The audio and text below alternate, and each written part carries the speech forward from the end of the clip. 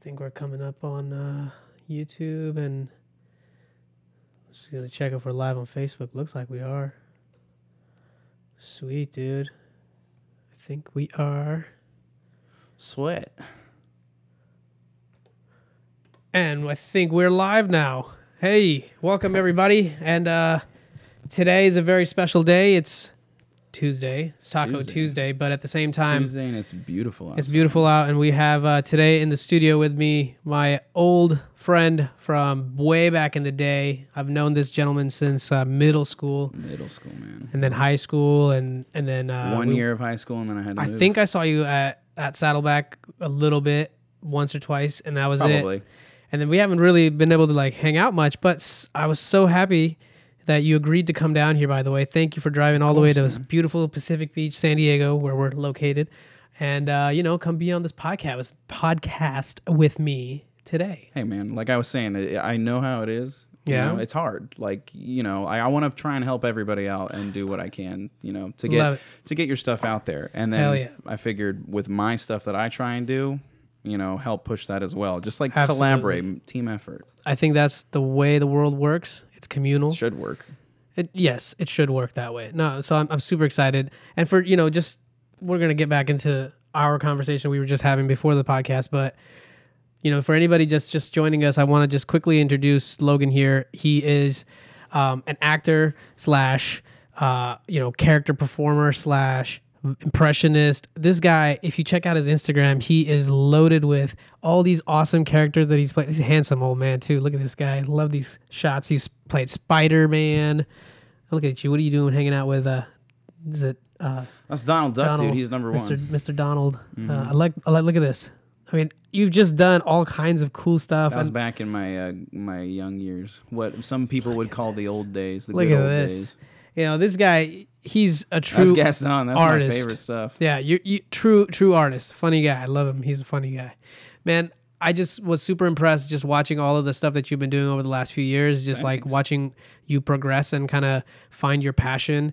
It's really exciting because there's so many people that are just stuck with like, killing their passion and just like being in like a comfort zone and not really like branching away from that. So it's really, I know what you're doing is in a lot of ways scary because it's, it's uncharted territory for you. No, it's not, there's no standard way of making it out into the entertainment business and in the industry. Certainly with the internet, it's possible a lot more than it was before. And, and this is just the way we do it. We just got to go at it. Troy have been opened. That's right. Like there's a way in now. Yes. And it's easier than you think if you just put more effort in it. And I feel like I've found that out in the last few months. Yeah. Like every day I feel like I'm learning something different. Like today, Yeah. Like I feel like there's always something new. So let's start here. So where did this passion for wanting to go into the like kind of the entertainment business? So how do you self-describe yourself and like where did you start out? What brought this about? Because I don't remember if you were doing like theater in school or anything. I don't recall. Like Party Princess stuff? No, just like everything. Like how did you get into performing? Like performing? Yeah. How'd you get into that? Or what of all things and be like, I'm going to dress up in costume and play like it's Halloween every day. God, yeah, I mean, and you go all out. Like you make your own props, which we're going to get into, which is amazing. You make your own props, you do your costumes, and then you also are doing these impressions. So it's not like you're just on the surface looking the part. You can actually play the part. I just want to be real about it. I don't like fake stuff. Like I understand like the fun of the magic of like movies and like, make believe. And that's what I try to do. Like I try to make magic and bring movies to people. But like, I work out and like I, do enough cardio so that way like I can at least attempt or do successfully after a part like Spider-Man jumping off the roof. Right. Like, I need to be able to. You're like ready in all ways. It's like, what do you need? You're like I see what you're saying. So you're like making sure that you are fit in all angles that it takes to be a successful actor that plays a part, and you're gonna do it by, making yourself fit in all the different areas. And I think that's Nancy outside. Too bad. Hey, Nancy, we're live. Hey, I'm going to let her in. That's all good. This is what happens when you do a live podcast. Our studio assistant pops by. Here's our studio assistant. Well, not ours, but his. But anyways, I'll keep the line business or Disney. Well, Well, with the picture with Gaston up there, that was an idea from a company that I work for, or used to work for. And we just started doing different characters than what you would normally do. And Gaston was one character that a couple people said they thought that I you could look do. like? Yeah, that they thought I looked like, and I was like, okay. And I kind of did it. And kind of going off of that, what you were talking about with like how I got into this in the first place. Yes. It was kind of like that, honestly. Like it just kind of like fell right there, and I was just like, sure. People like, told you this is something you should pursue. Yeah, like that. I mean, that kind of goes deep into things about like parents and stuff, like my mom. Yeah. But anyways, which you feel free to talk about. Yeah, but like where was I going with this? How you got started? How I got started. Okay, so how I got started was when I was performing and I was acting in like my own personal stuff that I did in high school. Yeah.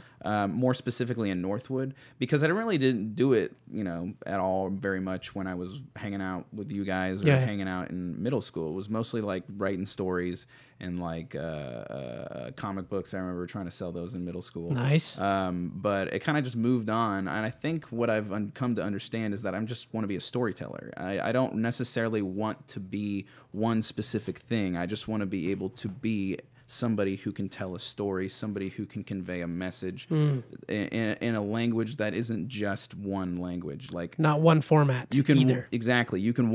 I want to be able to make movies or like tell stories where you can see it and you don't have to understand the language that they're speaking. You can listen to the movie on mute essentially and understand what's going on. But anyways, the way I had gotten into all of this, actually got into it was I was working at Disneyland, and I had always been interested in film, and I'd always been interested in acting, and like I had done some things here and there, and I had tried before, but I wasn't really super into it.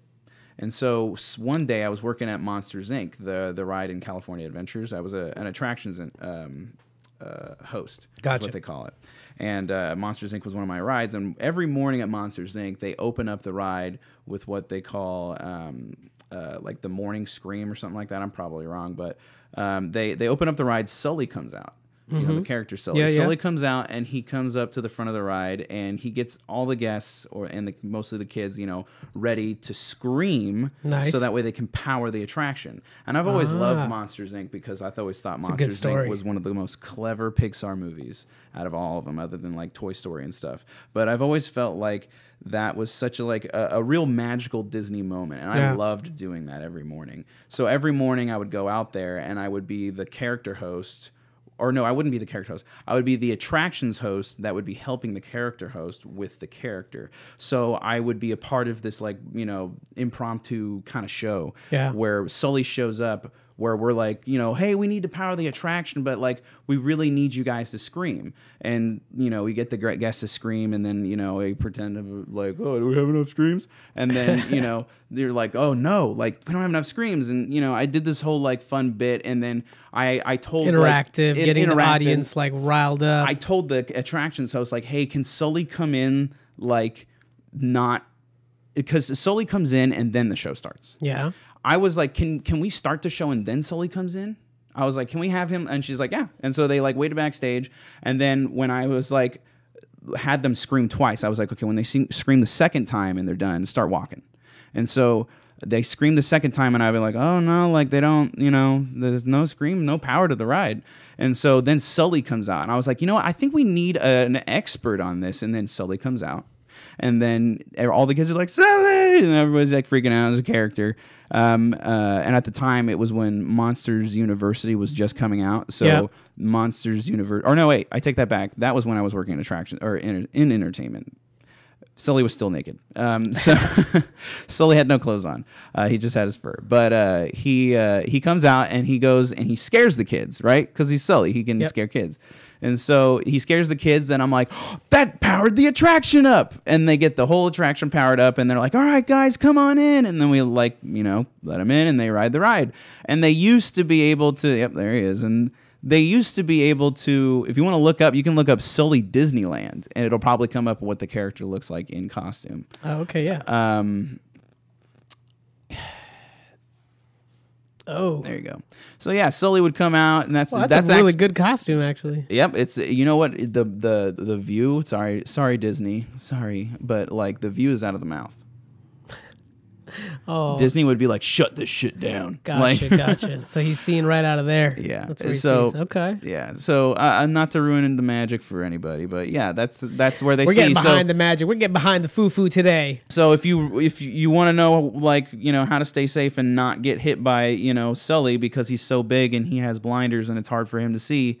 Look for where the mouth is looking because that's where he can see you. Where he can see you. All right. So yeah. Anyway, so Sully would come out and he would come and he would scare the kids, and then the kids would do their scream. Obviously, they're not scared, but they're into it. They understand the show, and they scream. Powers the attraction. They go on the ride. Sully sometimes used to ride with them in like the wheelchair car, which was like this big car with a big spot in the back and then like a row in the front of it, so people who have a wheelchair can ride. And so Sully would sit in the back or stand in the back, which is incredibly unsafe, and that's why they don't let them do it anymore. Because they used to have Mike and Sully go through the ride, and they used to have Mike sit in the front and Sully in the back. But I got into it because after the show, the character host, who was a lead apparently, came up to me and was like, "Hey, you should try out and be a character." And I was like, because you were so good at directing crowd and coordinating and having a good perception of how to feel the audience and then direct them in a certain way. Like you have that aptitude in you, and she probably saw that and said, I think you could actually play a character very well. And I don't, and I did it, but I feel like I owe a lot of that to Disney too, because Disney to the core is a great company. It has a lot of flaws right now. I'll get into that later, but to its core, what Walt believed in, it's really powerful, and it really helps with what people are going through. And I just felt like, I wanted to be able to continue that kind of legacy on by telling stories like that. And so so after I had been told, hey, you should try out to be a character, I was like, yeah, why not? Yeah. And so I messaged a manager that I used to work for at the attractions department, and I had known that he had transferred to entertainment because they swap managers back and forth all the time, just so that way they can, get pay raises and whatnot. And so the manager that I knew, Ryan, he helped me out, was able to get me to not the first audition, but to the callback. So it was me and 11 other people, 12 in total, that were the only ones that were called back for the callback only, because he had sent my headshot. What did you audition for? So I just sent my headshot in to Ryan, and Ryan sent it in to whoever was doing the casting, which I'm assuming at the time was Amy Berkeley, which is she's the one who hired me. But originally they wanted to cast me for Flynn Rider. And so I was like, what? And I was thinking to myself, I was like, okay, I can do it. I thought to myself, I can do it. Why not? I'll try. But I don't look anything like this guy. This cat right here. Yeah, this guy's straight up from Spain, and I'm straight up out of Germany. There's no. Just get a little tan on you, maybe. Yeah, try. But I'm more of a Kristoff. I've gotten a lot of money being able to play Kristoff, and I actually was told halfway through my entertainment career at Disney, if you want to call it that. What's the character? It's spelled with a K. Kristoff. Just press Frozen, honestly, and it'll come up because people spell it wrong all the time. There you go. There he is. It doesn't even matter. You could probably put off, and it's Frozen. Kristoff, is that what you mean? Okay, so this is what you wanted to play. This is actually, I didn't even know about this character until, Frozen started getting announced, and then they started releasing pictures. And I was in entertainment at the time, and I was like, oh shit, this guy looks like me. And so he totally does. I was like, fuck, I could totally do that. And Amy Berkeley apparently had was thinking about this too. So anyways, when they were first hiring me, they wanted to play me as Flynn Rider. I didn't get that part. I got Prince Philip. Yeah. They gave me Prince Philip because they said they wanted to put me through first and see how I did, because Prince Philip's an easy character, because what does he do? He's just super nice. Yeah. Prince Philip was a little bit more fun, but Yeah, so I went and tried out and did Flynn and did my best Flynn. And the way I got that job was Amy Berkeley at the audition.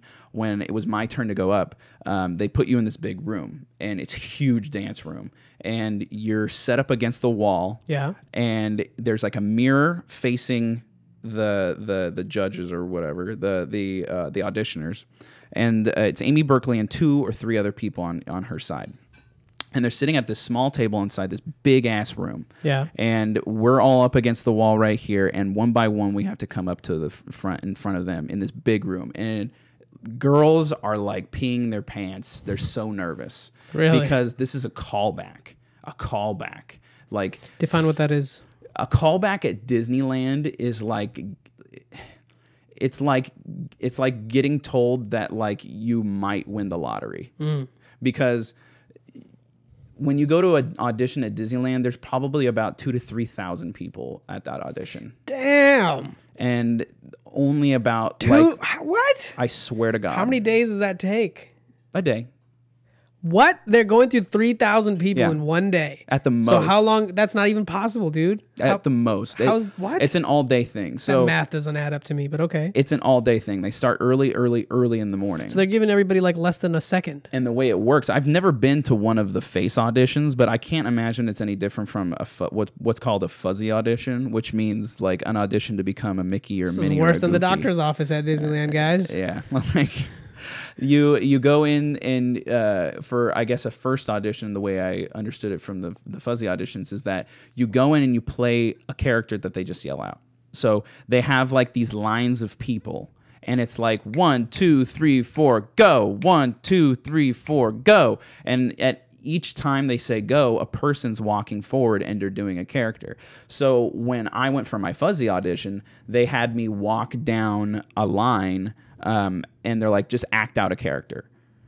But for the face characters, I've heard that they make you come out and they like make you like walk, and they make you do your character that they had already assigned you. Okay. So they give you like a general character like Prince Philip or Prince Charming, or for girls it would be like Snow White or so what was yours that day, or would you pick that day? So not at the callback, but at the fuzzy audition, I picked Cruella de Vil, because what male character is like obviously like, you know, very flamboyant, you know, like wait, what? That's a chick? It's a chick. Yeah, Cruella de Vil is a chick. But the reason why I chose Cruella de Vil is because she can do something that a lot of the... So if you look at the Disney characters that are males, yeah, you got Hades, you got Gaston, you got Judge Claude Frollo, and then you have... what else? I guess like Dr. Facilier from The Princess and the Frog. But there's just not that much to choose from. And so the guy what do you mean? characters... There's not that many male characters in Disney? No. There's just not that many male villains. Villains, gotcha. So you were trying to play a specific villain. Because Disney. They called out villains. Oh. Sorry, that's what I forgot to mention. Okay, I was like, I didn't catch That's it. the part. So they call out a character that you call like a type of character. So they have like different categories. So they yell at dwarves. So you can pick one of the 7 dwarves, or they call out villains. So you pick up one of the villains, or they call out like a general idea like cowboy. Or they call out spaceman, like they call out random things. So they called out villain at one point, and I just was like, what am I going to do? And I was like waiting for my turn. And then all of a sudden, boom, I was like, okay, Cruella de Vil. And so I was like, you know, flapping my like, you know, what's it called? Very flamboyant, very, very like, you know, like female. Not masculine. Very female. Yeah, not masculine at all. And so I was just like flapping around the duster, the coat that she wears, and like doing my cigarette, and then just going like, you know, like stupid stuff. And they're like, okay. And then like kept me for the next round, which like they did another round of it, and they had me do cowboy. And I was like this cowboy, like, you know, doing like walk across. I did and then I did like a lasso, and I pretended to lasso a bull. And then this is the part that I was trying to really sell them on. I was like, all right, I really gotta move, because when you go to a Disney audition for fuzzies, at least they want to see big movement. So for those of you that really want to be Goofy or really want to be Mickey, move around a lot. So when I went to the audition, I threw out the rope and I pretended to like really try and like pull this bull back, and I threw myself forward like it was pulling me, and I dragged myself up through the floor by pushing myself with the back of my feet, and I made it look like it was dragging me across the floor, and I heard people go, whoa, like, you know, like people were freaking out and people were laughing their asses off. And then I go to the next room because I had made it past that. You and didn't then know how to do any of this beforehand? It just like kind of came well, no, out of you? I guess. I don't know. Like, I kind of was into it, like, just because I've always been into movies. That's what I like about what you're saying. Is this honestly, I don't know when the true beginning of the spark of like, you know, like I want to act. No, really I'm saying like in this. I get it. I mean, in this context specifically, you're at this audition. See, what fascinates me about your story right now is that you're saying you were in this moment, and then all of a sudden you started to do all these things to play this character. It's like, well, where the hell did all this come from? It's not pre-planned. It just kind of like, it's the same thing as like if I'm drumming, right? It's like I'm thinking somewhat what I want to do next, but all of a sudden like I'm already in like a flow state, and I'm just kind of producing things just coming out of me, you know? Yeah. So it's kind of like that with when you're auditioning here. It sounds like that, at least, that you're pulling out these like sort of like, oh, well, what would I do? So you're really almost immersed into this character so deeply right now. Yeah, that's where it's gotten to. It's gotten to there. It took a long time to really get that deep about it. Like in the beginning, it was more or less like, what's the most exaggerated thing about this character that I can pull off? You know? So like for like Cruella de Vil. But when you're in like an audition state, right? And you're on a moment's notice having to decide on a category and the character to play, like, it's just, to me, it's fascinating that you're able to bring up like this sort of level of analysis in your head and spark like, okay, I'm gonna think about, you know, like what you just said, I'm the worst, you know, I want to pick a villain, and then I'm gonna look at what's the most like absurd thing this character could do, and I'm gonna play that out. You know, I think, what did you say? I don't know the exact word, but like exaggerate whatever they do, whatever is like a personality trait of this character. Like you're almost instantly like, that just comes out of you. Like, honestly, so cool. I think it kind of started, the inception of all this was like just years of Saturday morning cartoons. Yeah. I had I'm subconsciously that was just programming you. What I've come to understand in the last 2 years is that I'm extremely ADD. So like I have to take medication. Like I'm on Concerta right now. And I'm not ashamed of saying that. I'm not like, what is it, like saying it. It's like Adderall type thing, right? It's like it's not similar. I guess some people would call it a party drug, but most people call it like the college drug. The stuff that you would take gives you focus, makes you it helps you like study, helps you like stay up late and finish your tasks. Yeah, I've experimented with Adderall myself. I used to take Adderall, but pretty crazy substances. I don't think they're for us to be playing around with. It's insane. Like, but I mean, I can understand the need. Like, you know, if you're diagnosed medically, but it's like there's just a huge you know. Like people are over prescribing them to kids at a level where you're just like, dude, it's a kid with energy. He doesn't have ADHD or ADD. And you know what's funny? You mentioned that. Like I had looked into the history of like this and be like, why weren't my parents aware of this when I was growing up? Because I feel like if my parents, my mom, I was just like you, dude. We were both like super energy. Yeah, kids. Like most people think that. Like when you have a kid that's super full of energy, like I can tell the difference now at birthday parties. The kid that has like the most energy in the room doesn't necessarily have ADD. It's just that he's a kid. You know, the kid that has ADD is sitting there and he's like going like, and then like all of a sudden he's going, ah! Like, you know, and yelling out something really loud. Like, you know, that could be also Asperger's too, but at the same time, like that's kind of like how my brain sometimes functions. Like sometimes I'll be sitting there and I'll be like, nope, don't say it. Okay, fuck it. Like, and then you say it, you know, it's very like on impulse. Yeah. That's what my ADD is definitely about. So it's gotten me in trouble, but it's also gotten me places. Like I feel like sometimes like my impulsivity has like helped me think of different situations. So like what you were saying with like, you know, how do you come up with these characters like all of a sudden off of the top of your head? The best way I can explain it is that it's like I Love Lucy episode of the conveyor belt going by really fast. Oh, and she's trying to trying to put it all together. Yeah. And like without Concerta, it's like, ah! And it's like, I got something. Then with the Concerta, it's just like, and then with like, you know, marijuana too, I've tried, because if you Concerta, it's really, really, really hard for you to eat. It makes You your have appetites. no I mean, I appetite. think that's true for any of those like amphetamines or whatever the hell their category are. But no, I totally understand, man. If something like that, like here's the thing, and anybody can make weird sort of judgments about everybody's situation but their own, right? Like Yeah. it's so easy to like just point fingers. But if you have found a way to hone your skill and to put yourself in a state where you're able to perform and do what you're passionate about, I don't think there's any reason to like, justify it to anybody else. And it seems like you don't care about it anyway. You don't need to justify it to anyone. But I mean, that's kind of like where I see it. I see it from your point of view. Like if you found a way to level yourself out and then perform and do your thing, that's your thing, man. That's your thing. So more power to you. Thanks, man. Yeah. But like I was really curious. The reason I went into this topic about the, you getting into that character. Sorry if I'm going off on tangents, by the way. It's all good, man. This is our show. That's what we do. We're not on anybody else's schedule. So what I really like about, you, and the reason why I wanted to really have this conversation, a large part of what I'm trying to do is about self-awareness. And it seems to me that being an actor, you have to have a very high level of self-awareness because you have your base life, like let's call it that. You have your role, like your Logan, you have your parents, you have your objective. Objective. Yeah, whatever it is. Yeah, like let's say that's your life. Because when people say, oh, I have an alter ego or I have a character I play, well, it's an alternative ego, but that means it implies that there is an ego that's a base ego that exists for there to be an alternate, right? So, okay, so then you have different characters that you can play. And we all do this, like throughout the day, like when you're at your job, you're like an employee. When you come home to your family, your father, your husband, your boyfriend or a girlfriend or mother, whatever. Yeah. So you're almost like playing these different roles with the people you interact with all day long anyway.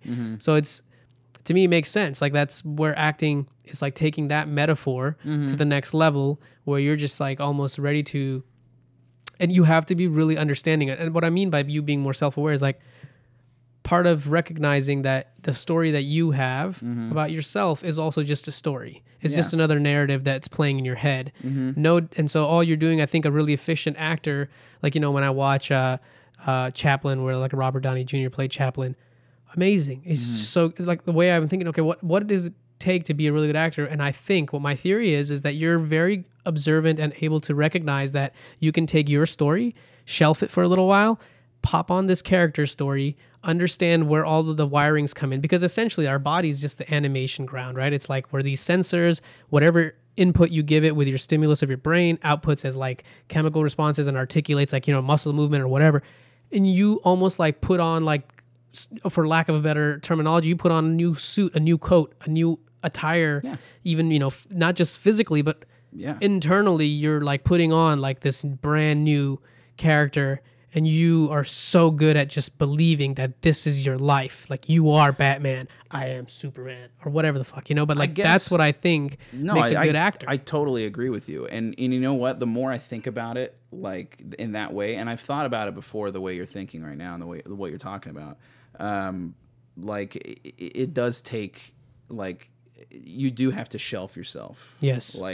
Like there's Logan that like a lot of people shouldn't see and should never see, and that's with everybody. There's a lot of people that there's a shadow to everyone. They have exactly. Everybody has their demons or whatever you want to call it. There's no light without shadow. Exactly, and it's not a big deal if you have it. Like just because you have it doesn't make you like a freak. It doesn't make you weird. It just means that you're a human. And I've had to come to realize that I'm not this crazy person. So, you're not the voice in your head. Exactly. So when I started acting, at first it wasn't so much as like concentrated as you're talking about it. Like you make it sound so smart, no. But like you make me sound so smart. Like I actually planned all this out. But like it's more or less just like I don't know. It kind of just happened that way because I've come to figure out that I need to shelf myself, not just in my roles. I need to shelf myself. And just day-to-day life. Day-to-day life. 100%, man. Like, 100%. Like, I need to shelf myself, not just because, like, I need to play a certain role in the moment, because if I did something impulsive, it would ruin something for this person or for that person, or it would just ruin your chances of, obtaining the objective of what you want to do. I've just had to learn to, like, shelf myself in like parts of my life, so that way I'm not like destructive, because I've been destructive before with it. And a good part, just to add on to what you're saying, I think, and I've done the same. And the way I've figured out, meditation is a good way to recognize, like when you sit, and meditation is not. I'm not talking about like trying to sit like yogi or whatever. That's cool. That's like the preferred way. You'll actually find if you do it that's like the best way to do it. But at the same time, even if you just sit still in your chair, even for like 5 minutes, just don't try to move or like go for your phone, and just sit there and just simply observe what kind of thoughts come up in your head, what kind of stories are coming up. And then like at the moment you feel like you've gone away with the story, just bring yourself back to like, realizing, hey, I'm just sitting here. I'm actually not doing anything. Oh yeah, you know how that thought just came up about I have to do this, or I have to like go and do this? I'm just going to hold off on that and just let that thought keep going. And you'll find that you almost come into this state where you're like completely empty and at peace, and there's no chaos. But what does that mean? That means mostly all of your chaos is just self-derived. It's all in your head. You are simply your own worst enemy, because you don't recognize that there's this loop all day from the moment you wake up to the time you're going to bed, that you are constantly being directed by this voice in your head. And the one thing I would like to point out is, I have a brother. I have an older brother who he's disabled. And then he has a little. He's not like dumb or anything, but like society would categorize him as maybe like somewhat slow or retarded in that sense. Like, do you mind if I write in this? Just so please. I remember what I have like in my head. But continue what you're talking about. So anyway, for my brother, I always notice like he talks out loud his thoughts, like. Even if he's singing a song, or like if he finds a tune, he'll just sing it out loud. And like if you were in a public place, or if you were in a room by yourself, somebody would say, "Oh, that's crazy. Like only crazy people do that." And I'm like, really? Only crazy people do that? How about you fucking think about all the thoughts in your head? What's crazy? Yeah, and it's also like the only difference between you and somebody who is crazy that's speaking their thoughts out loud is that you're doing it in your head and they're saying it out loud, and you're calling them crazy. When you're doing the same exact thing and you're inside of your head, but you're not even aware. It's an insecurity that people have. People have a need to say things. That's what I've noticed. Even if it's like a positive situation, people just have a need to say something. If you're in a room with somebody and you're sitting across from them and there's no reason for them not to look at you, or there's no reason for you to not to look at them or to be in contact with you, I've noticed so many people that are just like so awkwardly like, so I noticed your hair is blonde. Like, like... They have this internal dialogue going on inside. That's the thing. It's like when you come into any situation, and this is where like part of your audition really talks to me, is that you walk, like the way I visualize it in my head. Like even when people describe a story, what we're doing is you're saying words and I'm visualizing pictures in my head, right? So if my pictures of what you're describing is different, then I could misunderstand what you're saying. And that is like what happens when people misunderstand each other, is that the words that are being spoken are being misrepresented in their head. That's why text messages are super poisonous. You're absolutely right. Ooh. But like as an actor, you're like going into this whole like, I'm going to really transform like myself to really believe in this character, and then everything that I put out, it almost like it kind of is scary when I see like some really, really good actors, because you think like, well, shit, that guy's really good at deceiving me. Yeah. Do you know what I mean? And that's kind of like the Machiavellian part of acting. You gotta be a real good liar. That's true, but also you've probably found out that like in your head you have that some sort of, or maybe in your center, maybe in your higher kind of conscious level, or if you let's say like your best version of you, who wouldn't otherwise make bad choices. Because we all have like a sense of morality in our, self about like, what's right or wrong. So if let's say that's your highest version of you, the highest version of Logan, you would, I think inside that if you were to take this path of being an actor, you could very well become a very good con artist. You could very well like deceive people to a point. You know what? Dangerously so. And dangerously so. So I with going off of that with the psychology, not to like interrupt you or anything. No, like please, that, please. But going back with my family, like with that stuff, what I've come to understand in just studying like pretty general psychology, Yeah. and taking sociology courses at like Cal State Long Beach, and then Represent like, the shirt. yeah, like represent. I'm wearing this, by the Snoop way, Dogg. not just to be like, hey, I go to Cal State Long Beach. I go to college. It's mostly because I wear this as like a badge. Yeah. Because when I go out and shoot, because I came out here and I was like, oh, like if I'm coming down to San Diego, like I'm gonna make a day out of it, because Hell I yeah, fucking love dude. San Diego. I'm so happy you're here. I'm so happy I am here. So I kind of wanted to like come a little bit early and, you know, take some shots of like somewhere, something that news is happening. And I couldn't find any news that was happening on Twitter, so I just went to Old Town and I decided to take some pictures. And there was a lot of going on at Old Town. Met some new people and like took a lot of great pictures of like their blacksmith place. But anyways, I wear this mostly just because like I want people to be like, oh, that guy's probably doing it because he's in school. Like that's why, because I don't want people to think like, why is this creepy guy taking a picture of my child? Like, I'm taking a picture of the guy in front of your child talking to him. I don't like taking pictures of kids unless I ask, because it is weird. Because there are people online that post pictures of kids for pornographic sites, but that's other stuff. It's all good. So going back to your earlier point that you were trying to make about what I just said about being like deceiving, where were you trying to go with there? Oh, so like, to be, I mean, I wouldn't consider myself, or I don't even call myself on my resume or in my social medias, I don't call myself an actor because of the deceptive part about it? No, just because of the fact that I just haven't gotten a role that I feel like would make me an actor. You know, like until, like, no offense to any of the films that I've, you know, co-starred in or starred in for independent films, like, but, you know, let's be honest, like until nobody really considers you like working in the industry until they've seen you at like your local cinema. Gotcha. So like that's how I feel. So until you've I don't know, seen man. me Look as at like now, an extra, look at now or as something. people getting famous off of like YouTube, or people getting famous off of That Instagram. too. Well, that I was too. just saying, like nowadays, it's kind of silly because, you know, when we were growing up, we would look at the TV and the people that were on TV as like a celebrity, and we would look at them as like somebody to look up to, or be like, oh my God, that's a person of fame.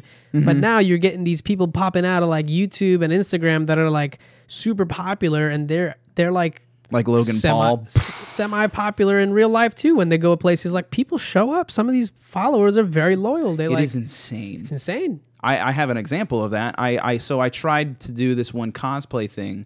So I'm sure everybody knows about cosplay now because of the internet. Yeah. And I tried doing this cosplay with this girl named Reagan, and she's pretty popular now. She actually might be right there on one really of those pictures. Hot She's girls. Yep, that's her right there. The one with the white jacket. This one? The white jacket to the bottom right, that looks like it might be her. No, it's not her. Never mind. Nope. She's really hot though. She does a lot of what is it? She did a lot of one of the characters in Overwatch. I don't remember. I played Overwatch for a while, but I can't remember what the damn character's name is. Oh, Mercy. Okay. She did a lot of Mercy cosplays. Personally, I'm not really into cosplay because, like, so I've been in these communities of people, and it just does not mesh with me and my attitude. So I went to one of these things with Reagan that I'm talking about.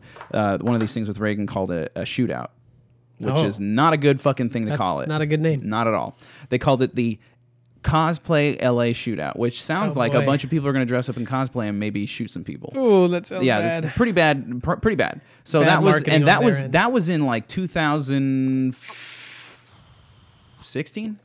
That was not long ago, which is weird. So where was I going with this? Oh, so at the LA Shootout, she wanted me to play Prince Philip because I had been Prince Philip in the park, and this is after I quit. So she like got park being Disney. Yeah. And so she brought me out. I dressed up as Prince Philip. We went out and did this photo shoot with these people, and like, you know, they're nice people, but like, God, I could not. Like I couldn't like, you know, get on the same level, and I couldn't understand the excitement behind it because I had done this before maybe. and this was to me a job. And for me, when I buy a costume, I'm not buying it for fun. I'm buying it because I'm going to make a return on this costume. You know, Gotcha. like I don't spend $1,000 on Batman just because I want to like be like, I'm Batman. You know, some of these people, like you look at some of this stuff, like they do incredible work. Like I go to cosplayers to get my stuff. Yeah, done. people are real into like designing their costumes, and they take a serious amount of time. I just can't understand some of the people that I've met in it. Like some of them, I'm like, hey, what's up? But like a lot of them get kind of dramatic, and it's weird, and it feels like I'm back at What do you Disney. mean? Do you mean they're dramatic as if they're too caught up in their character? Yes. Very much. See, this is the problem with us as a whole anyway. Well, this is the problem with Instagram.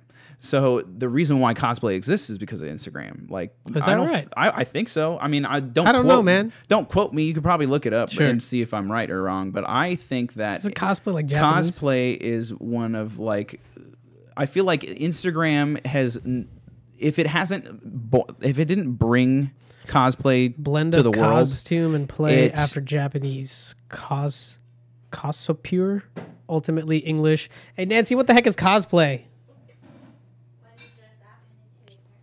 She said we need to dress up. yeah. Okay. So when you dress up, it's like Halloween every day. It's Halloween every day. Yeah. Okay. And these people dig it and like, cool. Like, do what makes you happy, man. Like, I don't care. Yeah, like, yeah. you know, no shit off, you know, my ass. Like, I don't So care. anyway, you were talking about cosplay. But for cosplay, like some of it is just like, okay, good and get along with it because some people just get super dramatic and there actually are like scandals and stuff that have been happening. So what I was going to point out with people getting so attached to their character is that's the same thing that happens, but people get too attached to their character being their version of who they think they are Well, that's in like their who head. works at Disney right now.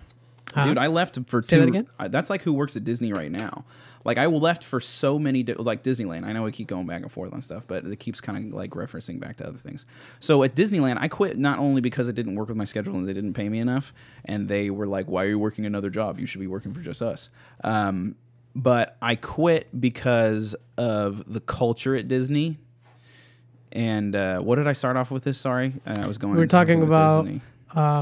Some guy there at Disney who's so caught up with his character. Oh, that's right. Okay, so it's like the people that have been hiring recently, and in my opinion, what I've come to see before I left, there were people that were going in and they were getting the parts, and they didn't look like the character. Mm-hmm. They just looked like everybody else. And I know that sounds really bad. I know that sounds really horrible, but let's be honest. What does Aurora look like?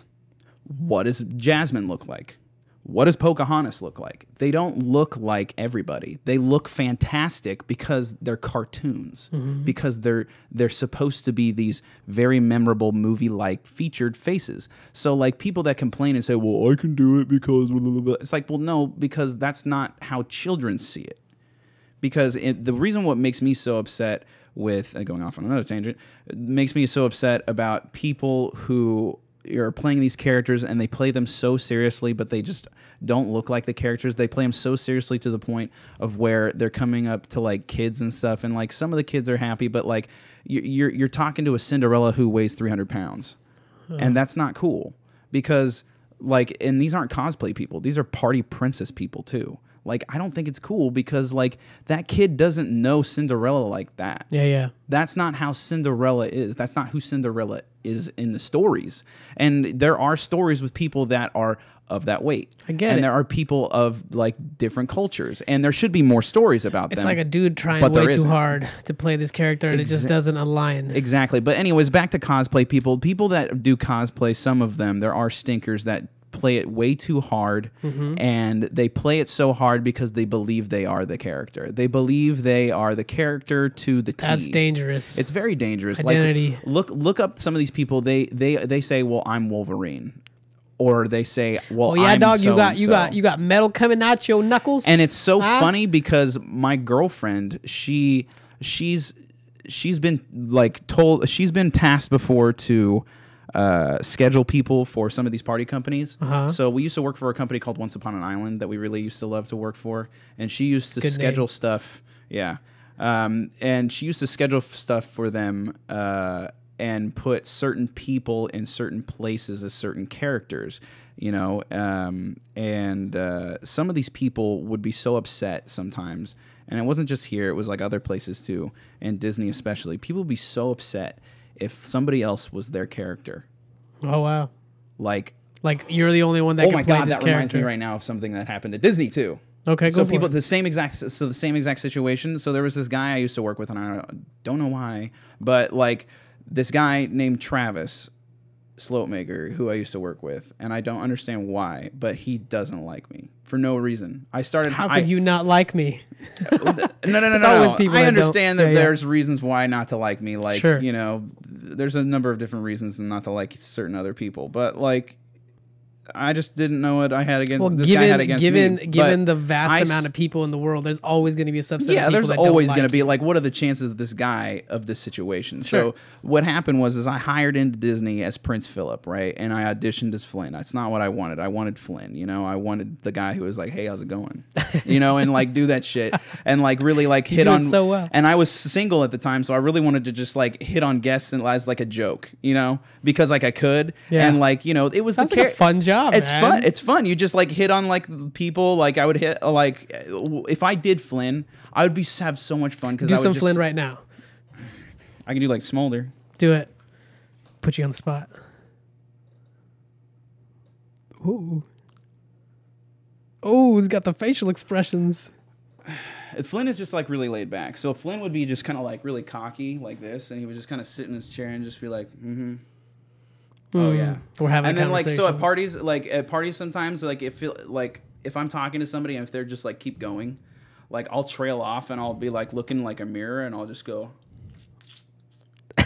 or I'll like look at myself and I'll like try and figure out like what to do in the situation. And they look at me and they're like, what are you doing? And I'll be like, oh sorry, what were you talking about? And like, you know, like just kind of go with the flow. Flynn's super easy. You just got to be a cocky asshole. Gotcha. Which is why Flynn was so much easy fun to play. And so easy to play because like, you know, going back to like that alternate ego like kind of idea that we were talking about, like that's like shelving yourself and like pulling out so believed in that. Pulling out another part of yourself that you don't show in an extreme, but now you are, you know? I wonder if then like being a character, when you're pretending to be a character, like say like in cosplay or something, and you take it so seriously, I wonder if that's actually giving people sort of like a, you know, it's like giving you the permission to then like go to the extreme and so like act in like the most extreme way because you don't have repercussions because, well, hey, listen, I'm just playing in character. You can't be mad at me. So it's almost like saying I'm going to take away the responsibility I hold as, you know, myself because I'm playing a character. I can see where that's so dangerous. It is. There's so much integrity in these jobs. Yeah. That's why it gets me so upset when people are just totally misrepresenting the character. You can't walk around and say that you're the goddamn character because you're not the fucking character. You know, you're not the character. You're somebody who has been privileged to be able to play this character, who has been made into mythology, essentially. This is American mythology, like whether you like to like think about it or not. Like some people, in like a way, you're right. It is because they're based off of mythologies themselves, and like you know these people who represent these characters, they're to children celebrities. Like I've been to birthday parties as Spider-Man. I've been to birthday parties as Jack Sparrow. As I saw you just recently did Jack Sparrow. Yeah, that was like it's a lot of fun, mate. But it's yeah, I'm not a very good Jack Sparrow. I like Jack Sparrow, man. Who doesn't? All right, I shouldn't be doing it. That's pretty good. That's pretty good. But yeah, it's a lot of fun. But you know, playing characters like that or Darth Vader, and you know, going into different voices and stuff like that. But like you know, I do the best that I can, but I know the characters that I can't do, and I play Jack Sparrow the best that I can. But like, I don't look like Johnny Depp. No, at all. But you do look like Brad Pitt in the Fight Club. Which I got a picture of that. I saw you on your Instagram. That's a really, really good. I'm gonna see if I can find it real quick. There's one with my girlfriend Allie who surprised me that Halloween and got a Marla Singer costume, even though she kept telling me she was never gonna be Marla Singer. Yeah. Am I going too far? No, there's one right up there, right there to the right. Dude, this is pretty good. You do look like the guy. Thanks, man. And there was another one where you had. And that's how I started doing that, is because people started telling me like, "Hey, you look like Brad Pitt," and I was like, "Okay, I guess," but like, sure, and like, you know, that kind of you got to play it out. Fed a little bit of my narcissism. This so one, I was like, okay. When I saw this, I was like, "Wait, is that Brad Pitt or is that you?" That is one of my favorite ones, just because of, this like, is a really, really good shot. picture. I wish we shot it somewhere else, but my really good friend Danny, who was it looks like an alley, man. What do you think? Oh, dude, like speaking of Jack Sparrow, you want to see an accurate Jack Sparrow? This guy was like one of the only people that was allowed to go and get pictures with Johnny Depp when he was in the parks. This guy was, yeah, that's my Flynn. But that's Zombie Hunter Flynn. That's Flynn if he was in The Walking Dead or if he was in a zombie apocalypse. That was stuff that I wanted to do, but I've only been able to complete one of those. It's you and your girl. That's just like, oh, that's like, see, this is Party Princess. This is Party Princess Productions that I work for, and this is the costume way back in the day. And this is that's actually a costume you would have to buy like off of like Amazon or gotcha. You know, some Halloween store or something. No, I just had to distract you. I like. No, you're good. There you go. That's Halloween. That's where I was, you know, Brad Pitt, and then that was her as Marla Singer. And that night I threw up in her car. So threw up on her car and all over her car, and then we had to go get it basically the whole thing cleaned.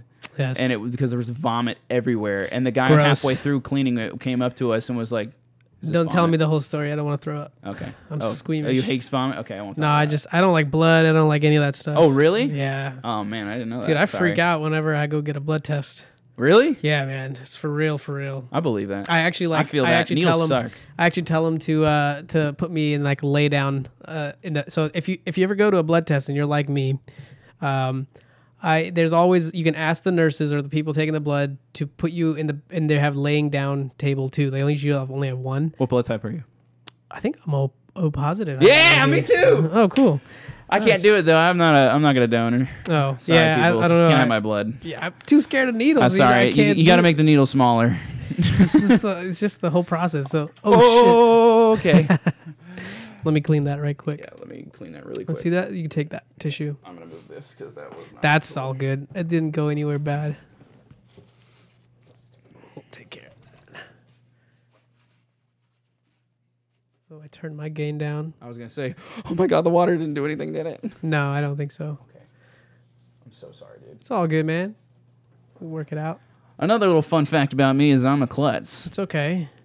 This is the live studio production, baby. There you go. So you get the full true story. Logan likes This is definitely not scripted everything. or recorded in the past. This is real live. We didn't talk about a third of the things that we've been talking about. No, it's okay. No worries. Wait. You still sound fine, right? Your Himalayan salt lamp. Oh, that's okay. I'm not worried about it. Not worried about it at all.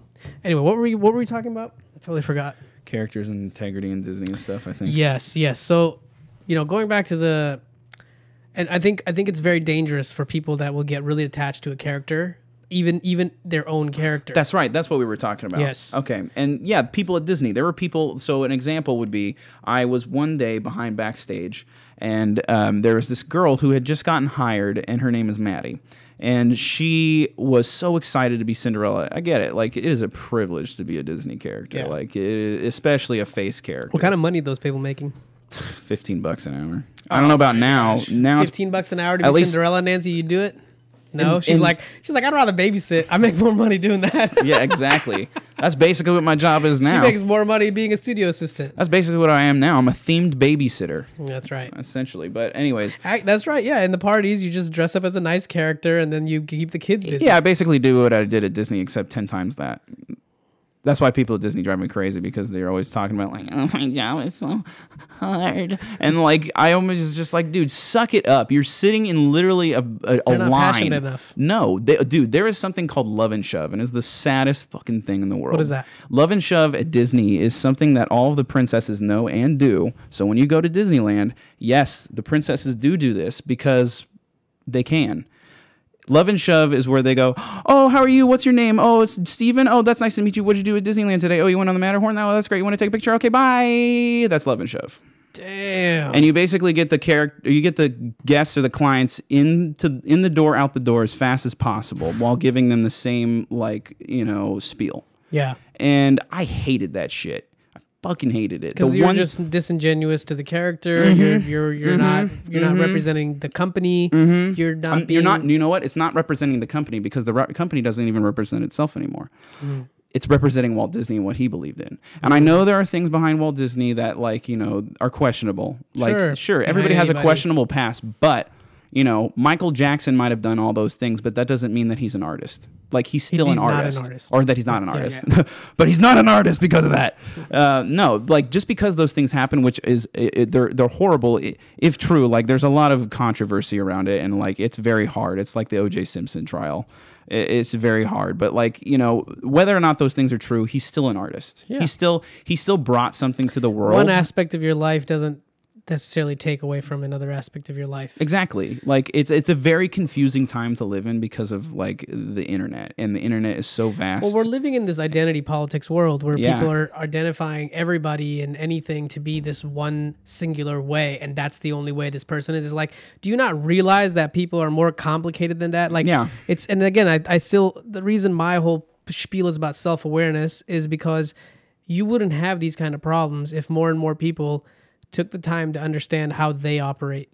Because once you take the time to understand your own dysfunctions, you will come to realize and be much more empathetic towards other people, because you'll realize the fact that you are operating in the same set of problem sets as other people. They have the same challenges every day, and they're doing their best to try to overcome them. Could they do better? Sure. But could you? Absolutely too. So it's like... There's a guy in Huntington Beach trying to pay his credit card, just like there's a guy in Santa Ana trying to pay his credit card. There's no difference between maybe the color of their skin and, like, you know, their personality. But does that matter? No. Because they're the same fucking person. They're a human being trying to make it.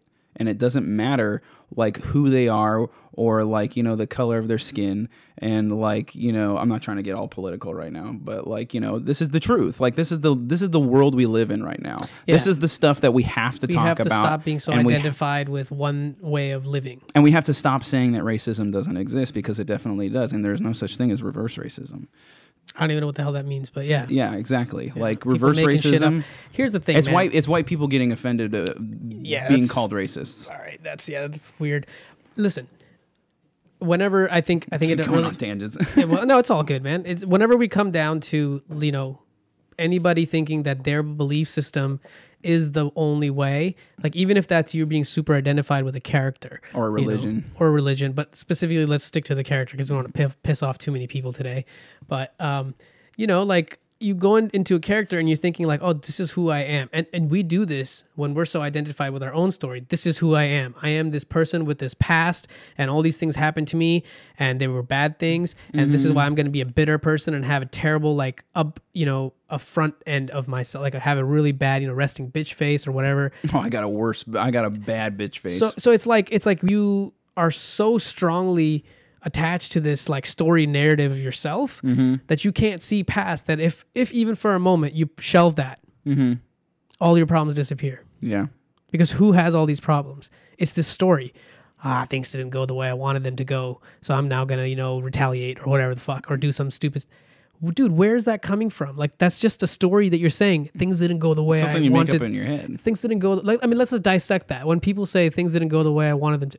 Do you ever have any control over how things go? It's an expectation of how your reality should exist. And that's stupid, because you cannot have those kinds of things.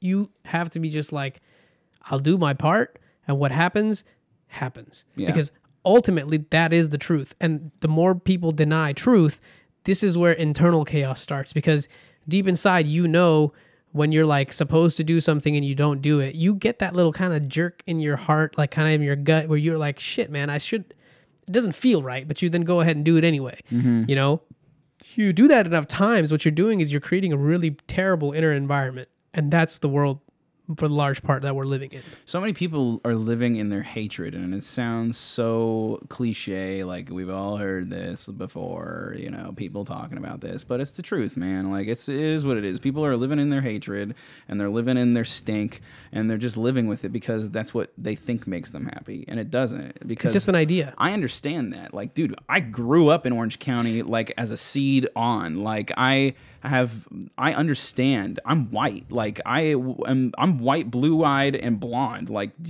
can you guess what has happened in my Heil life? Hitler. Every fucking yeah, exactly. I've always told people that. I was like, man, if I was back in the 40s and living in Germany, I'd be like a fucking poster child for that Nazis. motherfucker. Jesus Yeah, sure. Christ. Yeah, that makes me. Then that's the thing. I don't even want to look into my past. By the way, like, if anybody's ever gonna like look at that relatives. video and be like, these guys are supporting, like, I'm brown, so I'm definitely not supporting Hitler. But okay. Yeah, Again, like, point is, yeah, let's do this. Let's try this out for size. Why don't we do something real quick? If you want to just do it with me, it shouldn't take very long. I just want you to do this like little exercise.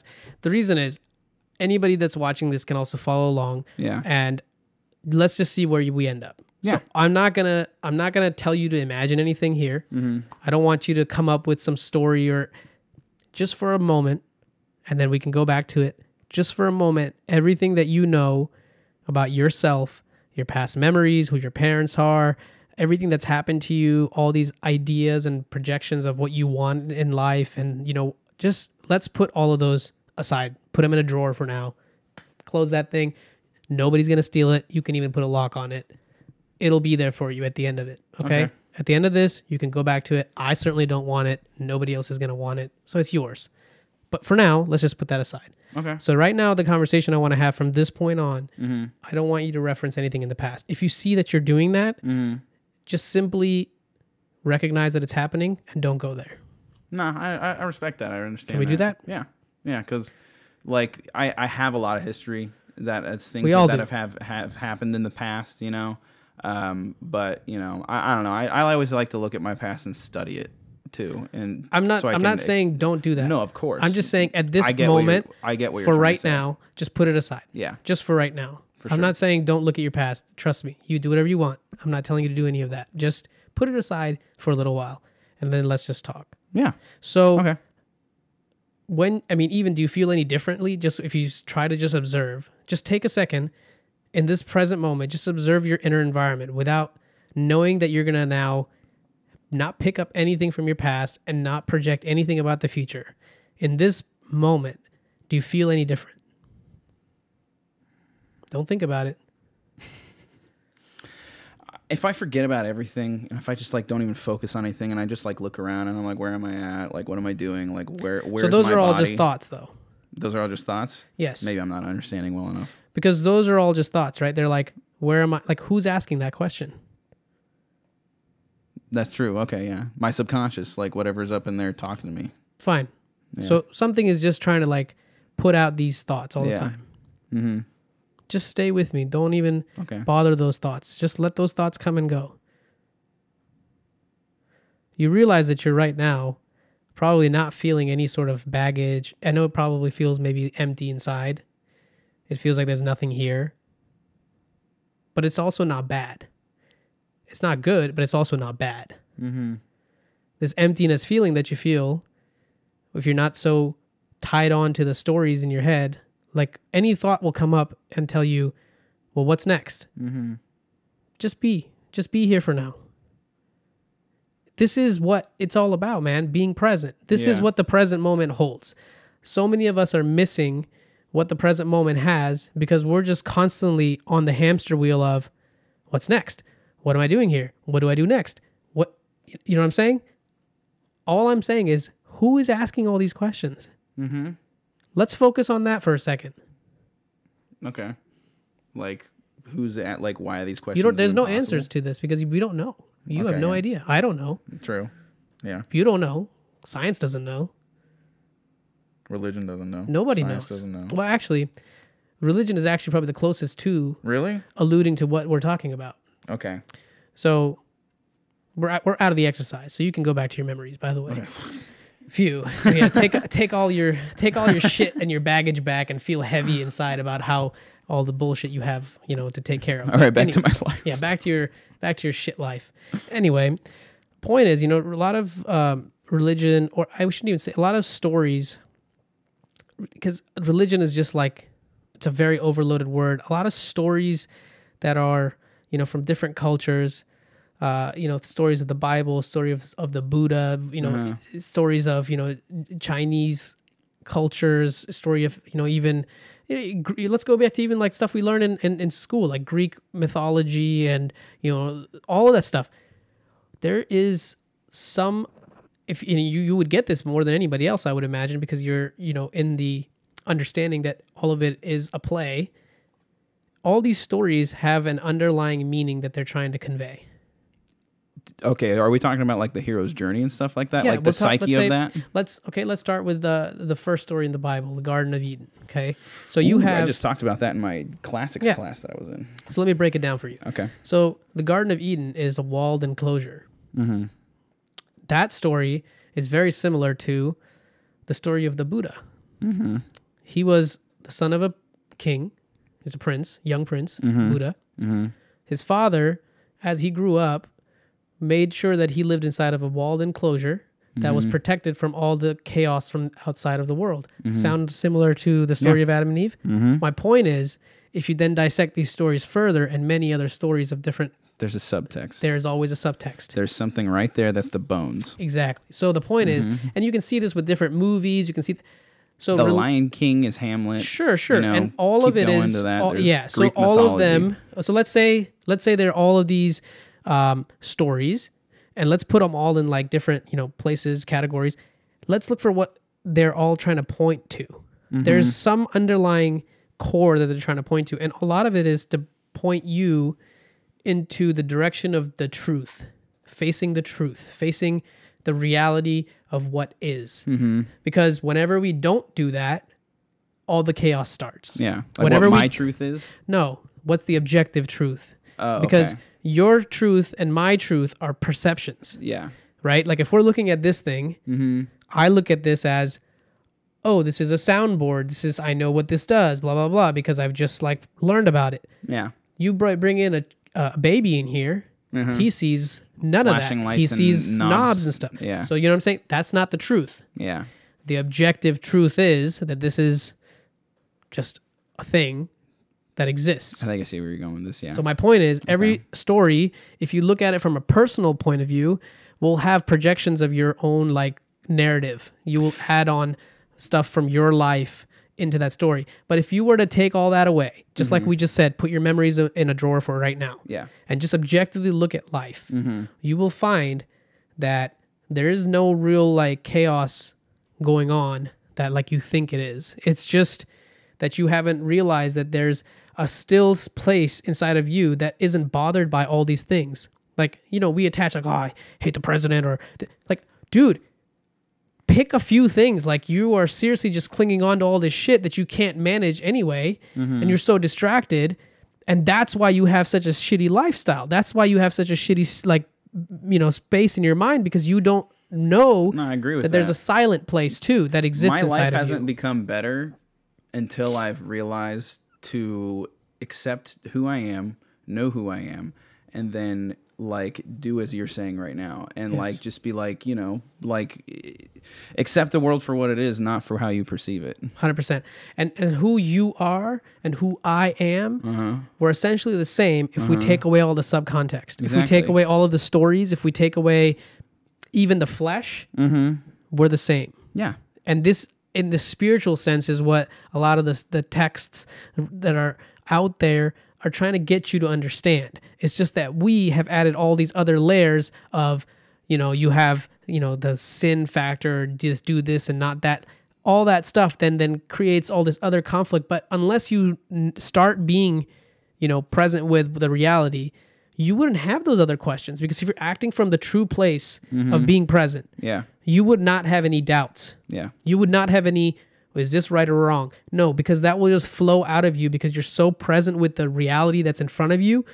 You will naturally act out what needs to be done. And anybody can contest that. And you can, and back to the character thing, that's exactly kind of where I'm assuming this is going. Like, that's what I do when I, in the moment, have to choose. Like, when I'm in character, like when I'm in costume, like even to adults, I'm not me. You know, a lot of adults, they'll want to sometimes like talk to me as like a normal person. They're like, okay, we get it. You're Spider-Man. Like, whatever. Okay, can we talk to Logan now?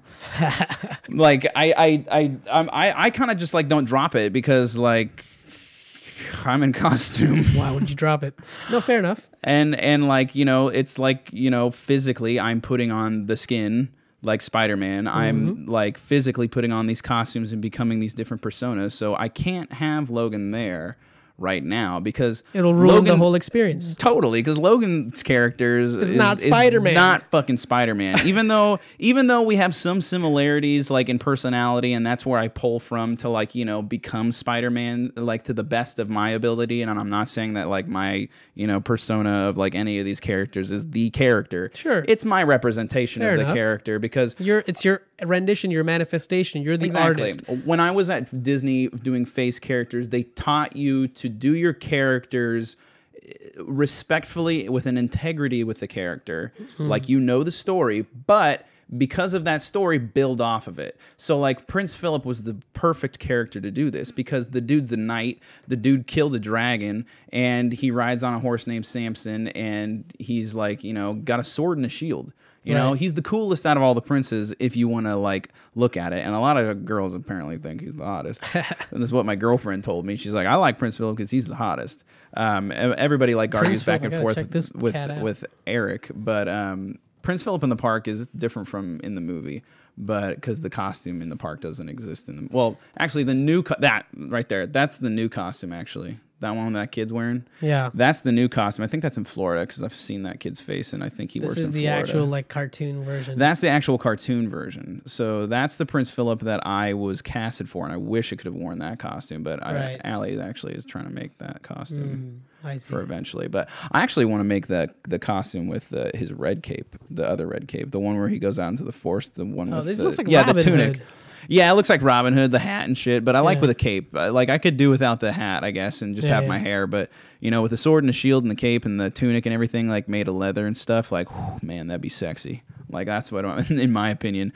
As far as, like, character stuff, like, I fucking love, like, being Prince Philip. It's so much fun, because he's a nice dude. He's also what I've built off of it, like, you know, a knight. So he's very chivalrous. So he's very much about like ladies first. And he's always like making sure that like ladies, you know, go through the door, or like, you know, he holds a lady's hand when he's like, he makes sure the lady's on the right side of the street when they're walking together, you know, stuff like that, chivalrous stuff. And so like he's a true knight. It's a true knight. Exactly. He's like, I can't remember what century this is because I'm terrible with older, you know, time periods. But like, you know, in that medieval century, like chivalry was a thing. It was a big deal. Like Charlemagne, or I don't know what I'm talking about. I'm not a historian, but yeah, like Prince Philip was a lot of fun. We could work. There was a lot to work off of because there wasn't enough about him already.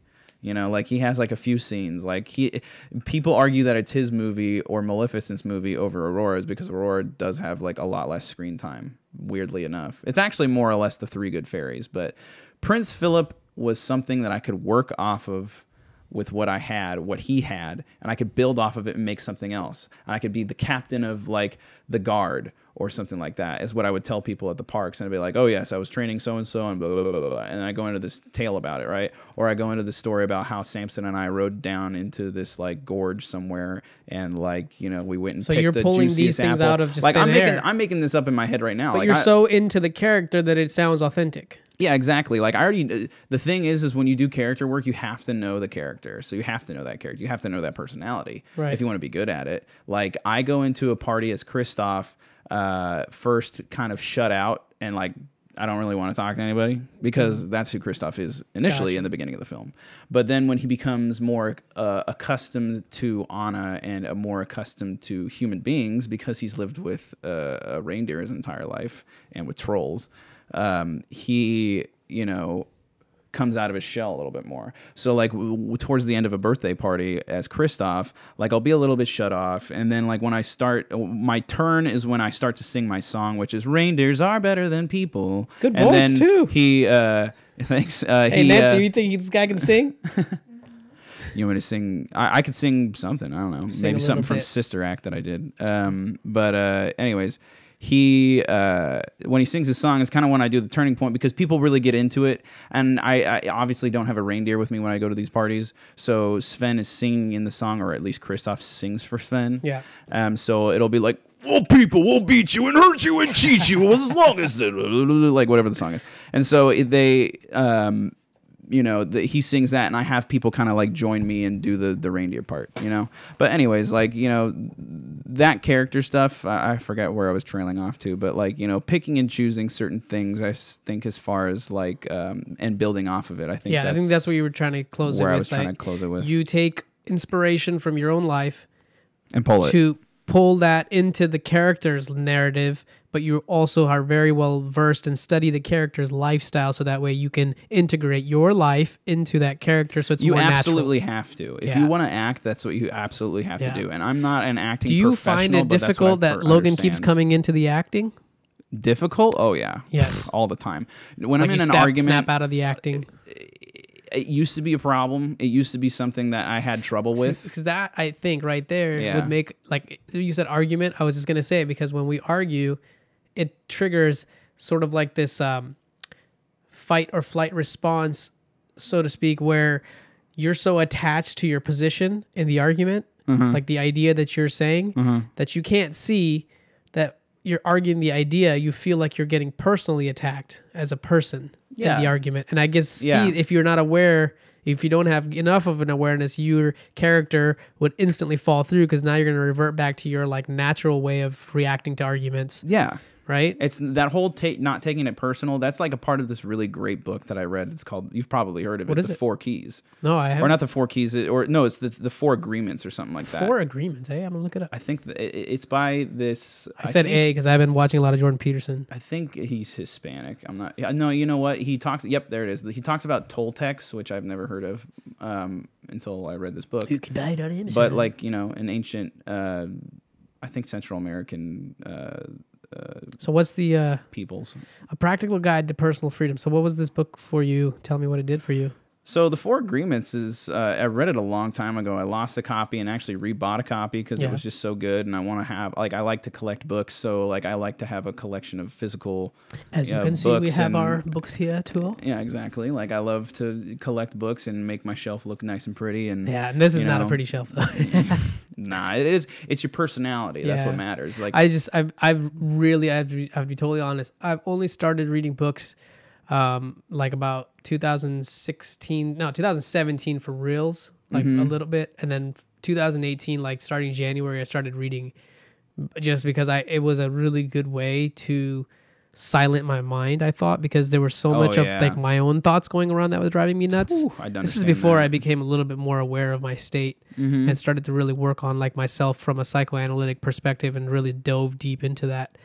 And I found out that like when I read, and maybe this is what you were trying to get at too, is like when I read, you're able to really calmly see that you're trying to focus on a task and you're getting distracted by your mind. And because you can keep reminding yourself with this physical reminder of a book in front of you that, hey, dude, I'm sitting down to read right now, you know, and not like do other stuff. So you're able to like kind of bring your attention back to the book numerous times. And essentially that's like really like kind of like taming your mind and giving it. And then once you're into the book, then you're into the book, you know, like it's a very, very meditative exercise. I found reading is, and that's the only reason like why I even do it now. Because you can lose yourself in a book. You can sit there and read Harry Potter, and you're right there in Hogwarts. Like that's the great thing about reading. A good author, for sure. Yeah, I love reading. Yeah, I've been doing. I've actually been really. It's kind of weird. I'm actually into more like technical texts as well. Like same. Because I'll look at. The older I get, the more I read about like how to do this. I got textbooks now, man. I got some textbooks. I'm actually trying to like learn like theoretically certain things.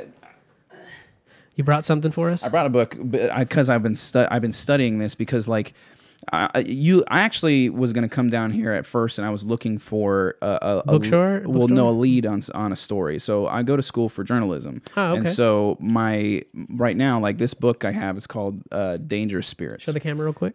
Yeah, there it is. Dangerous Spirits. So it's about Dangerous Spirits, the Wendigo in myth and history. So what the book is necessarily about, it talks about the myth of the Wendigo. And the Wendigo, as you've probably have heard if you've watched any sort of like, if you've watched Supernatural, like the first season of Supernatural. I haven't. Or if you've ever played, I think it's Zero Dawn. I'm not sure exactly. But the Wendigo is basically what is now properly called First Nations, not Native American. It's First Nations. Wendigo, yeah, that is the European. I think it looks trippy. That is the European take on it. It's I don't know how to say that word. Algonquin. Algonquin folklore. Algonquian. I'm probably mispronouncing it too, maybe. Wendigo or the Wendigo is a mythical the Wendigo or man-eating creature. Or in Cree it's pronounced Witico. I'm pretty sure. Nice. Sorry if I've butchered that. But yeah, Until Dawn, not Zero Dawn. Until Dawn. Zero Dawn, I think, is a movie. Gotcha. But anyways, the Wendigo spirit is a cannibal spirit, right? As far as what the tale has been told. But this book goes into the fact of saying that the cannibalism is a symbol for imperialism because of the fact that this wild spirit, which it goes into a deep history about this Wendigo, about how the Wendigo spirit went from a supportive spirit and a spirit that was sometimes to plains native, indigenous people of that land. Sorry, I still get in and out and try and say First Nations. It's just, it's hard. It's hard because like I said, I've grown up in Orange County like a lot of people, and it's hard to switch over to that kind of language. But anyways, First Nations people back during that time, or even in ancient times, like way before anybody had like even like found out, hey, there's a continent here. They had believed in, from what we've been able to record, believed in this spirit, the Wendigo spirit, that like it's more or less symbolizes transformation, change, mostly in like a family setting. It's not necessarily like transformative change, which is what like the fantasy Wendigo is, which is like what the video games and television shows really are interested in, because of a author named Algernon Blackwood, I think. Yeah, he wrote a book about it, and there's more people that have written about it. But anyways, this Wendigo spirit went from like the spirit of transformation and cannibalism to like now cannibalism of a culture. It's not necessarily anymore, because in these indigenous cultures, in these First Nations cultures, from what I've been able to come to understand from the minimal amount of research that I've been able to do, which is not a lot, honestly. Like I've only been doing like a month's worth of research of really digging deep and really caring More to than read. most people, anyway. Exactly, really caring to read about the subjects. And I've been able to figure this stuff out easy.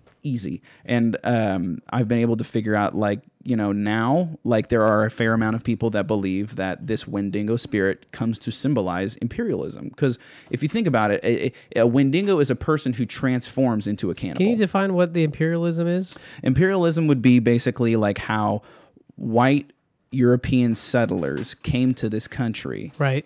Settled in this country. Got another visitor, but anyway. Oh, okay. I was like, what am I doing? How European settlers came into this country, took it without even trying, with trying, but like totally just took advantage of these people, even though they had lived here first. And at first, we're like, hi, people. Yeah. Let's trade. You got stuff. You got cool stuff. Let's trade. And then they're just like, I don't need the trade. I'll just take your stuff. Indian, like, and shoot him. A lot of and then like the misconception with scalping it's not a Native American, Indigenous, First Nations people thing. Really? The whole like this cartoon about what's that freaking politician's name? They call her, or Trump called her Pocahontas. Warren. Okay. There's like a cartoon that was out there. I listened to like Native. It's really great podcast. You guys should listen to it too. It's called Native. No. Listen to this podcast. Okay. Sorry. I'm just not to promote other podcasts. Sorry, I forgot I'm on a podcast. I'm totally joking. There's this great podcast named Native Opinion, and you guys should go listen to it, because they really, really, really get down and tell you like their opinions about everything that's been going on right now from a First Nations people perspective. From people who are actually a part of a tribe, from people who actually are a part of a family that has gone farther back than any other family on this continent. And like I don't know their personal history, so I don't know. But like you get what I'm saying. Like these families, these people, these tribes, they have this such rich history, and now there's the mythology that they've had.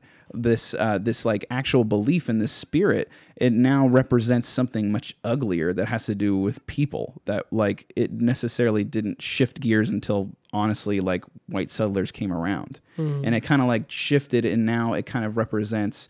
So I feel like I haven't really defined what a Wendigo is. A Wendigo is a spirit, a nature spirit that is said to be like what it kind of shows. It doesn't have that antler shit. It doesn't look like a deer. It doesn't look like an animal. It's a person. And the way it's described, because First Nations, tribes, they describe it everything orally. Nothing is written down. Like that's how they pass on traditions and information. The Wendigo looks more like that picture actually right there with that little golem looking guy. This guy? Kind of. More like the one that's the drawing at the bottom. To the left. The other one, log. There you go. It looks more like that one. That's a little bit more accurate. That's a little... Just looks like an indigenous person. Yeah, that's... I don't know. Sort of. I don't know if that's a great picture. That's just probably some white dude. Anyway, so point is... Some white dude probably drew that. But anyway, so what it is basically, if you go back up to the picture, I'll point out some of the details. So if you look at the picture, you notice that like the teeth are showing. That's because they eat their lips. They like the myth or the story is that they're so hungry, they're so cannibalistic that they'll eat their own lips and shit like that. Damn. They're covered in drenched in blood. There's also like the Wendigo also has like the power to, I guess, like copy voices and like be able to like whisper out. So like in the Algernon Blackwood book I've just finished a couple weeks ago, the story is about these hunters, moose hunters, who are going out moose hunting, and they have these guides, and the shit happens. Wendigo comes out, and it doesn't really show the Wendigo, but it shows this really creepy shit that like happens to these guys. And the Wendigo is like this supposed to be from in the book, it's said to be this giant monster, kind of like how it's described in that, and it has these giant strides and all this other stuff. And some of it is accurate, but a lot of it is not, because the Wendigo spirit is not a weird creature. It's a human who has turned to cannibalism because they were forced to, because they're hungry, not because they're crazy, what a lot of settlers back in that time called Wendigo psychosis, because they thought that these native people, these indigenous First Nations people, were literally going crazy. They thought they were literally psychologically going crazy because they had like some of these people had like said like, oh, they're eating people, when like some tribes in northern like parts of America, there's like one tribe, I don't remember one specifically, and I might butcher it, but from what I heard or what I read in a book, more specifically, I wish I had the book on me so I could detail it, but please do your own research. This book talks about a tribe that had resorted to cannibalism, not because it was necessarily like they like to eat people and like they're evil, it was because there is this belief that a tribe is like an entity. It is a being. Like you take something away from that tribe, and you're taking something away from that being, and you're making it less powerful. And not saying powerful as in they want to supplant all the power in the area, but powerful as in being able to defend themselves, being able to take care of themselves, more like that. And I know I'm just like some white dude sitting here trying to explain all this stuff, but this is just stuff that I've come to understand. And this is the stuff that I've like come to like try and like read and understand myself. But from what I've understood, it's just like this power, like, and if you take away from it, like you got to get it back. So like a lot of these, it seems like you're saying it's like a system. In some ways it's a system. In some of these one of these tribes that I read about, I can't say. Now the tribe is full of these kind of people. These cannibals? Yes. No. So the idea I've read, this is like backstory, like stuff I had like read into it a little bit. The idea is that this tribe had resorted to cannibalism, and it kind of affected other tribes because it was like the head honcho tribe as far as what I was. Yeah, because they're doing the worst possible thing. They're killing people and eating them. No, not necessarily. It was more or less because of the fact that they were just, I guess, the ruling tribe, and they, I guess, were, from what I read, in charge of the other tribes, I think, and they like helped them as well. I mean, I know that there's no such thing as probably like every tribe's peaceful with each other. Like, yeah, like everybody comes together and understands, but everybody has differences, and like that was apparent. That's actually, I think that phenomenon is called tribalism. It's like you're being so identified. Again, this all is beautifully ties in with the whole identification part, because the more, if you're tied in with a tribe, like, and we're seeing this today with the Democrats, dude, there's not just two sides. Like, there's a lot of middle that we're just like discounting, you know, the same thing. So much. Can't be so identified with one tribe either. And that's where I was going into with this, with like, I've been researching this because I'm super interested in mythology. I'm super interested in monsters, creatures, you know, sci-fi, stuff like that. Sure. And like, on top of that, like, you know, the Wendigo for me was like for a way for me to be like, hey, look over here, research more about this, like these people, like come into this and like really research and look into it, because like, I mean, I don't know how else I would have been like as interested if it wasn't for not only being interested in wanting to like research the Wendigo, but also being able to like just understand what's going on and really want it to be going different. on today, you mean? Dude, like the shit that has been, what I've been reading and what I've been hearing, and this is like, what, like crazy, and it's not even being publicized in the news, like mainstream media, is that there are First Nations women, like an astronomical amount of First Nations women that are just disappearing, being abducted, and I'm pretty sure are like being put into like sex rings. And if they're not being put in sex rings, then they're being probably raped and killed, or if they're not being raped and killed, they're probably just being killed. Or if they're not being raped and killed, they're being put to some other use. But the point is that they're being abducted, and they're being abducted outside of their tribes as well as inside of their communities, or their tribes' communities. And a lot of it is happening near the Dakota Pipeline. Yeah, dude. I mean, there's no doubt that the world is full of malevolence and just chaos and all that, evil. But that's kind of why now I'm like interested in this, you know, First Nations, you know, information. Like, I want to understand these people, because they have obviously dealt with so much shit, just so much bullshit, and it's just not fair, because I think about it and it's just like, I grew up privileged my entire life, and I now understand that. I didn't understand that while I was a kid, because how could you? Well, we're not really. Here's the thing. Again, I'm sorry that I keep going back to it. Yeah, but I know. I keep going on tangents and going into other things. This is my only way. No, you're fine. I'm just connecting back. Like, this again is the problem of, we were never taught as children how to introspect ourselves properly. You know, we're never really taught how to understand the behavior that we are, you know, putting out. We are disciplined, so that tells you like, don't do this or don't do that. But you have to understand the implications of what happens when you continue behaving this way. You have to understand, and you know, a lot of people really trek across this when they go about living on their own and they're outside of their parents' house and they start doing certain things, and then they realize that, hey, I don't have any authority to tell me otherwise, and then they start to trek into uncharted territory in their mind, because now they're no longer, you know, being told what they can't do, so they'll keep doing stuff, and then they'll catch themselves into some, you know, sinking ground. It goes back into that whole thing we were talking about earlier, about this incessive need to be able to say something in the moment. Like, I feel like these people just have to say something. Like, these people that are like standing up there in front of like cameras and like interviewers and saying like, well, no, I have a bunch of friends that are black.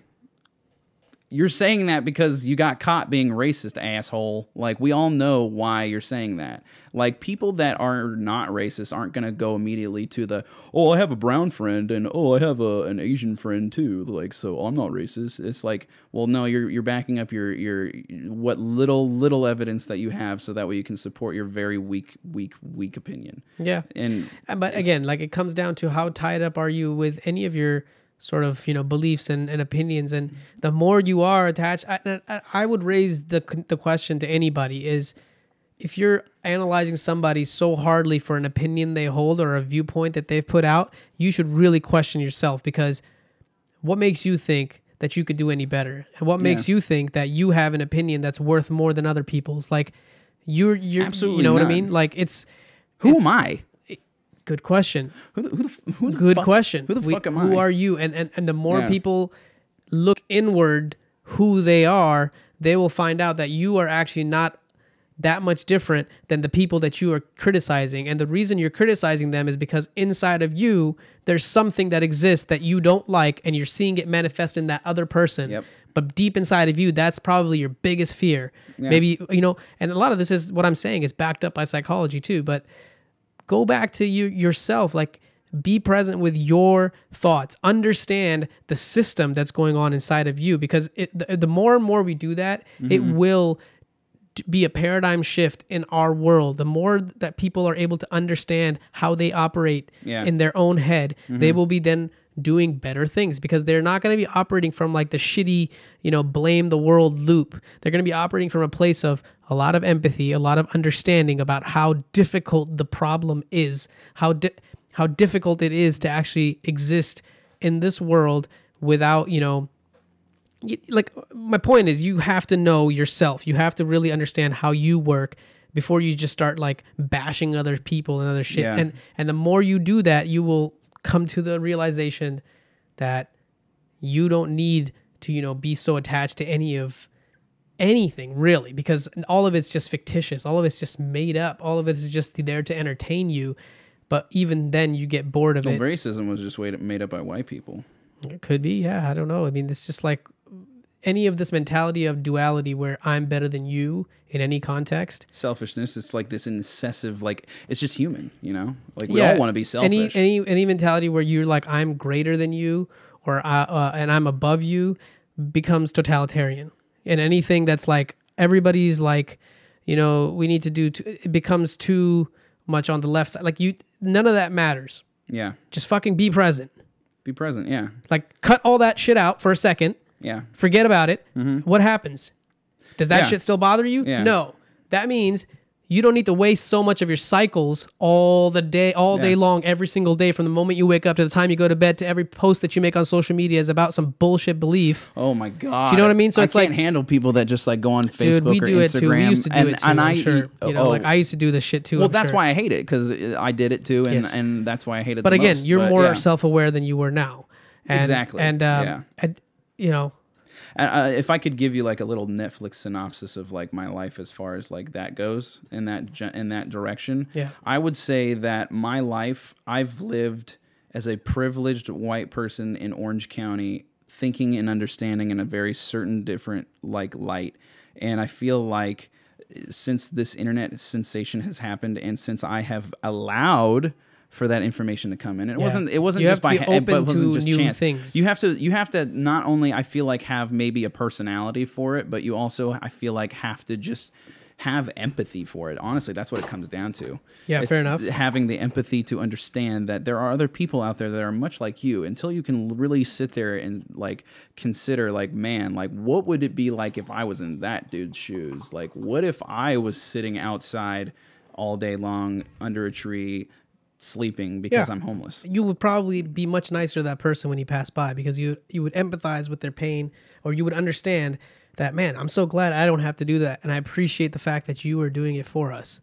I just like feel like I don't want credit. I just want to be heard. I want to be like I have ideas.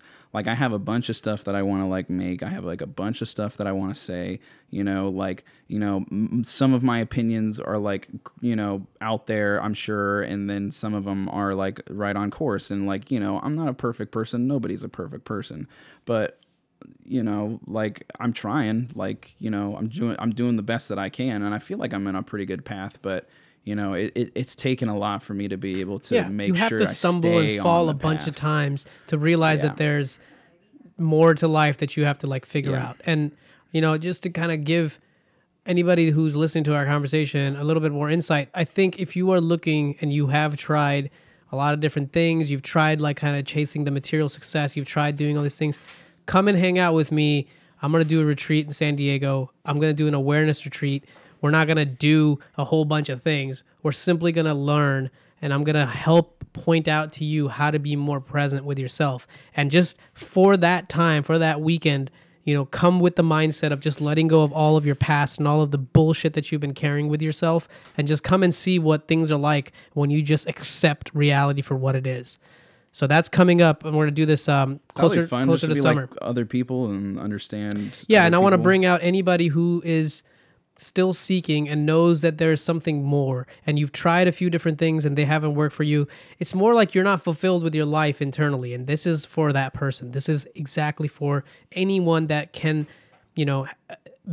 look at themselves and see that they're not where they want it to be, or their life is not what they expected it to be, but they know that they are, are on a path. And I Maybe just they want to shelve themselves and learn how to. Dude, I just want to show people a different perspective. Yeah. Do you know what I'm saying? Like, Yeah. I want you to get out of your head, and I want you to see the world objectively, even for, 1 minute, and see if that doesn't even change your life. Like, I swear to God, it will change your life. Like, it's crazy. Like, you say that, and it's so true, because like I've been an introvert my entire life, and then like I learned to become an extrovert and try and talk to people and really understand other people, and just like, get the guts, get the to come up to somebody and say like, "Hi, I'm Logan. Who are you?" Yes. Somebody that you don't even fucking know. Like today, like that's what working at Disney. That's what journalism, that's what a multitude of different things, Party Princess Productions, that's what all these different companies working these different types of jobs has taught me. Yeah. I feel like I've really learned a lot about how I can be a better me, how I can be more beneficial to the planet. I don't want to be just some dude who's like, yeah, dude, like if I can make like $1 million like every year and then just like live in my house and like, sit up in the Beverly Hills and blah, blah, blah. Like, yeah, what are you going to do with all that money? Just sit Exactly, there like- and be miserable? And you know what? How many rich people do you know who are making a shitload of money and are miserable? Yeah, You think that's still the answer? I'm I not do. saying money's not important. Money's necessary. It's a necessary thing, like it's a tool. But it's like, that's not all there is. And I've worked in with Party Princess Productions and different companies. I've been able to work with celebrities before in character, and it's really fun. And I'm not going to say who, because I would never do that. That sucks. But like, that's true. What you were just saying, like, there are people that have all this money, but like some people are just sad, and it's really sad. And I feel like a lot of the times these people that do these kind of things, it's not necessarily because they hate you. It's because they hate themselves. Sure. It's just the manifestation outward. And this ties back to the character part, is because I think those people that you were talking about earlier that seem to be so attached to the personality of the character that they're playing, they're just, I think, in a way, escaping perhaps their own miserable life or perhaps their own reality. And in spite of facing their reality, they're choosing to pretend to be this other character that they think is a better output and a better outlook on life.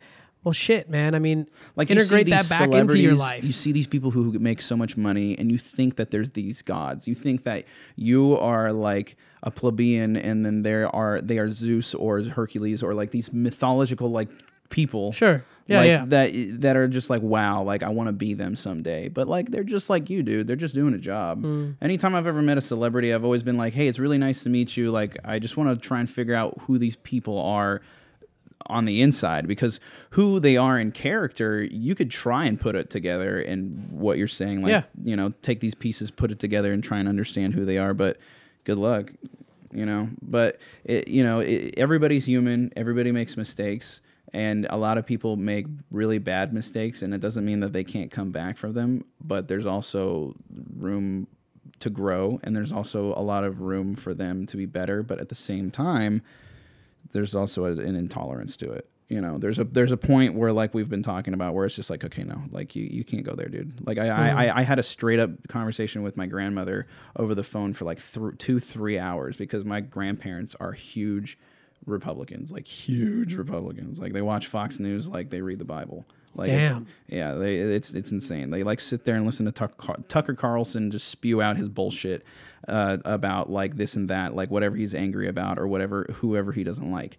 And they talk, when Obama got voted into office, like they said so much evil and terrible things that I know wasn't them. It wasn't them. It was what they had been taught. Identification of the It is what they had been taught. Ideology, the idea, like this is the problem, right? It's like when people get to have to identify with a party, a political party, they feel compelled to, stay, okay, well, this is who I am. I am a Democrat, which means that I cannot do anything else outside of those boundary lines. Well, it's like, really? I mean, is that how the human world works? Absolutely not. And you know what sucks is we won't be able to solve anything, because it always seems like a means to an end. Like it's an eye for an eye. Like I'm not going to do anything unless you do something for me. Sure. Yeah. Anything that's like just a means to an end is never it coming can't from just a be place like of truth. You asked me to come out here and do this podcast, right? I could have been like, okay, it's a professional podcast. How much are you going to pay me?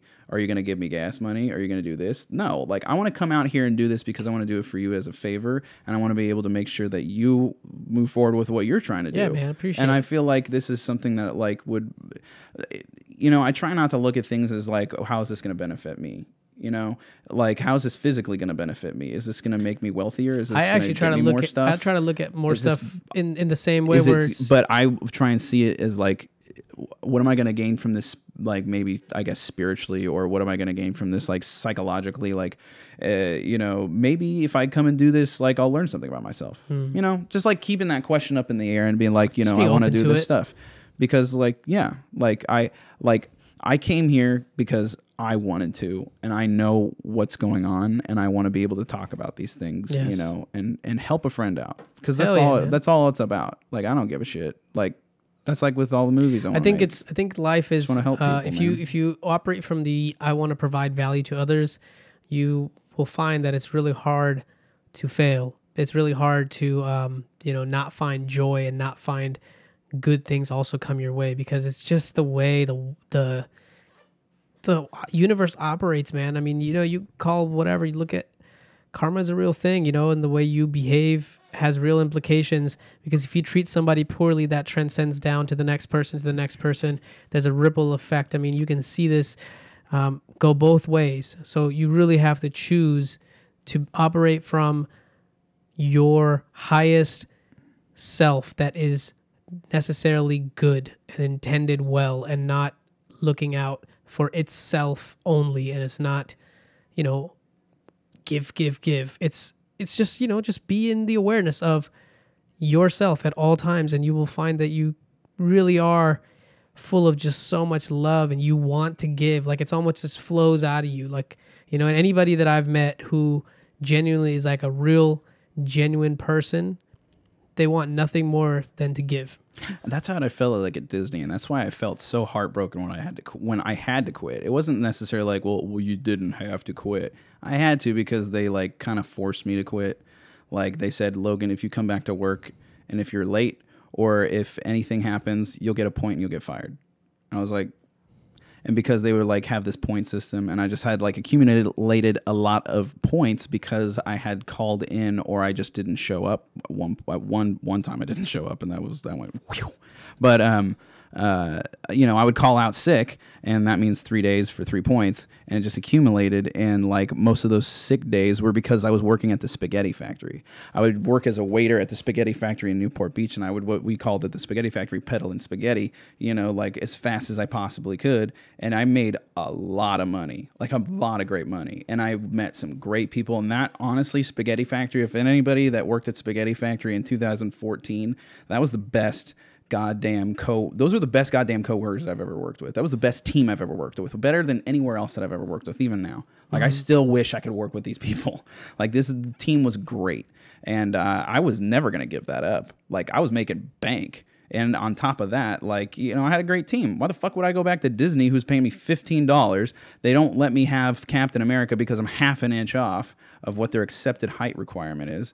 And then they don't want me to do, they tell me that I'm going to go do like Flynn Rider, or they go and tell me that I'm going to do this character next. And then it just kind of like keeps dragging on and on and on and on. And then I'm like, okay, dude, you got to give me a character. Because after a year, I was like, dude, I know 2 people I hired in with that have 2 characters now.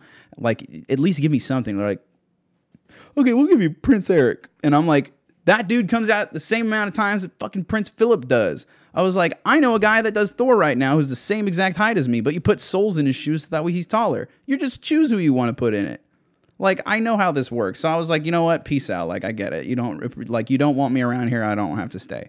So I left, and that's when I was just like, I'm going to go after Party Princess Productions, because I knew when I tried to hire in when I was with Disney that I would only be able to do certain characters, which means I would never be able to do Prince Philip for them, but like, they don't even have a Prince Philip for Party Princess Productions, so whatever. But I don't know, I just like, after that I was just kind of like turned off to Disney a little bit, and just kind of got worse and worse. I don't know, where was I going with this? Where would we start off with that? I kind of trailed in. I was going into that, something about Disney that you were talking about. I totally lost it too, man. I was just on the journey with you. Yeah, I was just like... Anyway, it doesn't matter. But quitting, but yeah, it doesn't matter. But we were talking about in the now.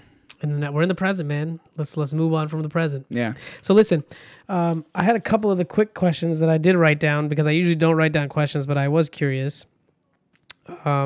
Because I've seen you do costumes and I've seen you do like your own, what do you call it? Like props, right? I've seen you make all that stuff. I'm curious, like what is it you're trying to go after? I think before the podcast, you were talking about some sort of show that you wanted to do. Well, that's different. So I have like several different things that I try and do at once, and like maybe this is see which one works. Maybe this is thanks to Concerta, but like I've just been able to get a lot more done recently, and I've really concentrated on trying to get more than one thing done at the same time. So good. I've been working on a YouTube series that I want to create. Tell me about that a little bit. So the YouTube series that I want to create is a sitcom. Okay. And we don't really see sitcoms anymore. I mean, you do like on Netflix and stuff, but like, how the fuck do you get in there with like what you have right now unless you know a dude or unless you pay to get so you're like, well, I might as well put it on YouTube for free, and if it's good, people will find it. Exactly. So that's how pretty much the industry works now. But, I mean, that is you the put truth. your stuff up, put it out, and if it's good, it'll make it happen. You do a good job marketing it, you'll be able to make it. Everything is a marketing thing. Otherwise, you better be related to Steven Spielberg or pay out the ass for it. You know, and that's what a lot of people do. But this show, it's called We're Not Millennials, and it's about my generation, millennials, our generation, millennials. I want to talk about the obvious issues with our generation as well as other generations, because that's what the problem is right now. Yes. I feel like is everyone's focused on it's your generation's fault. No, it's your generation's fault. Like, oh, those fucking millennials. Oh, fucking baby boomers. Like, I'm like, that's a problem. You know, we can't, like what you said, live in the past. We have to live in the present. Yes. And that's a problem that this country has right now. Everybody's living in the past. Everybody's living saying like, nostalgia, well, this happened to me. Dude, oh my God. Nostalgia. Captain Marvel was crap. Yeah, I haven't seen it. Oh, man. You want to talk about nostalgia? There you go. But anyways, that's a different story. Where was I going with the show? The show about millennials. So we are not millennials is a story about, or a continuation of a story about like 4 or 5 dudes that hang out and they live in Irvine. Cool. The bubble. The OC, baby. The bubble. Irvine. If nobody knows, I went to UCI. Oh, you know. Yeah, I know about Irvine. Oh, so you know about Irvine. So when I moved away, my parents, when we first moved to the States from India, we actually lived in Irvine. Really? Yeah, we actually immigrated to Irvine, and then my parents bought, and then we met. That's so funny because my parents, we moved to Irvine from there. Oh, really? When I moved away from Mission Viejo, Ladera Ranch area, that's where we moved. We were like, well, we're either going to Irvine or we're going to North Carolina. Yeah. I don't know why North Carolina was an idea. I was like, those are 2 completely drastically different areas. And my parents are like, well, they smoke too much in North Carolina, and you guys are asthmatics, so probably not. And then we went to Irvine. So in Irvine, like, you know, like it's called the Irvine bubble. Like I remember on Snapchat when I used to have it back in the old days of Snapchat, they had a little geotag on there that says Irvine, and the word Irvine was covered in a bubble. I thought that was hilarious. That is funny. I thought that was hilarious. But the story takes place in Irvine or a town like Irvine where there's just fucking nothing to do. Like it is literally go to school, do a good job, go to a college, and then come back, visit mom and dad. It's like, you know, it's the cycle. And like a lot of people too were very privileged people who were able to do things like film, like myself. Like I should have never been able to touch the video cameras that I was able to in that time. So anyways, with the show, the fact is that like I want to like show that time and these 4 dudes dealing with these situations, growing up in this time period, trying to adapt to what a lot of people are trying to adapt to right now, is this sense of like acceptance and bringing people in. And like the first scene of the whole entire show, what I wrote down, it takes place at a place that's like P.F. Chang's. I wrote it as P.F. Chang's because I always like, when I write my scripts, I always try and write it like super big, like, you know, write it with no money in mind. Don't even think about how much this is gonna cost. It's limiting your ideas. Exactly, like it's limiting your creativity and it's limiting the what you can do. Because like if you really want to tell yourself, well, I can't do that, then good luck working in film. A lot of doors. Yeah, yeah. Good luck in Fair working in enough. film, dude. I mean, that's true for any sort of like anything. Yeah, imagination venture. anything creative. Or anything in life at all. But anyway, so it's the first scene of the show is them at a P.F. Chang's, and some of this actually happened, not all of it, but they're coming to P.F. Chang's after the night of a premiere, which did happen, which my friends and I, when we went to see the premiere of Survivors, which is that zombie movie that I was talking to you about earlier, afterwards we came back and we partied like fucking monsters at my buddy's house. I mean, we got crossfaded pretty hard. Like we just partied because we were having fun. Like we were like, fuck yeah! Like Logan was in a movie and we went to the premiere. And we were on the red carpet. And we took pictures. Like it was stupid. It was in Santa Ana. Like whatever. We were living our little fun fantasy. Sure, yeah, why not? And so the next morning we wake up and we wake up at like fucking 11, 12 o'clock in the afternoon. And we're like fucking hungover. And my friends and I were like, what do we eat? And we're like, P.F. Chang's, because like my buddy Adam, his favorite place to eat is P.F. Chang's, and P.F. Chang's is delicious. Sponsor me. And what were they? Oh, so the scene takes place at P.F. Chang's, and it's this conversation about how they like just came back from this big premiere of this big huge movie that their friend Chad was in. Yeah. And so these separate characters, in a way, they represent the positions in our group dynamic that I've had with my friends for a long time. And I love these guys to death because I've known them since high school. I met them when I was a junior in high school. One of my best friends, Aaron, he approached me because I was in the same class as him, because all I did was sit on the stairs and eat my lunch and listen to Guns N' Roses when I was in sophomore in high school. Because I didn't know anybody. I went from Tesoro to there. And apparently they were rival schools.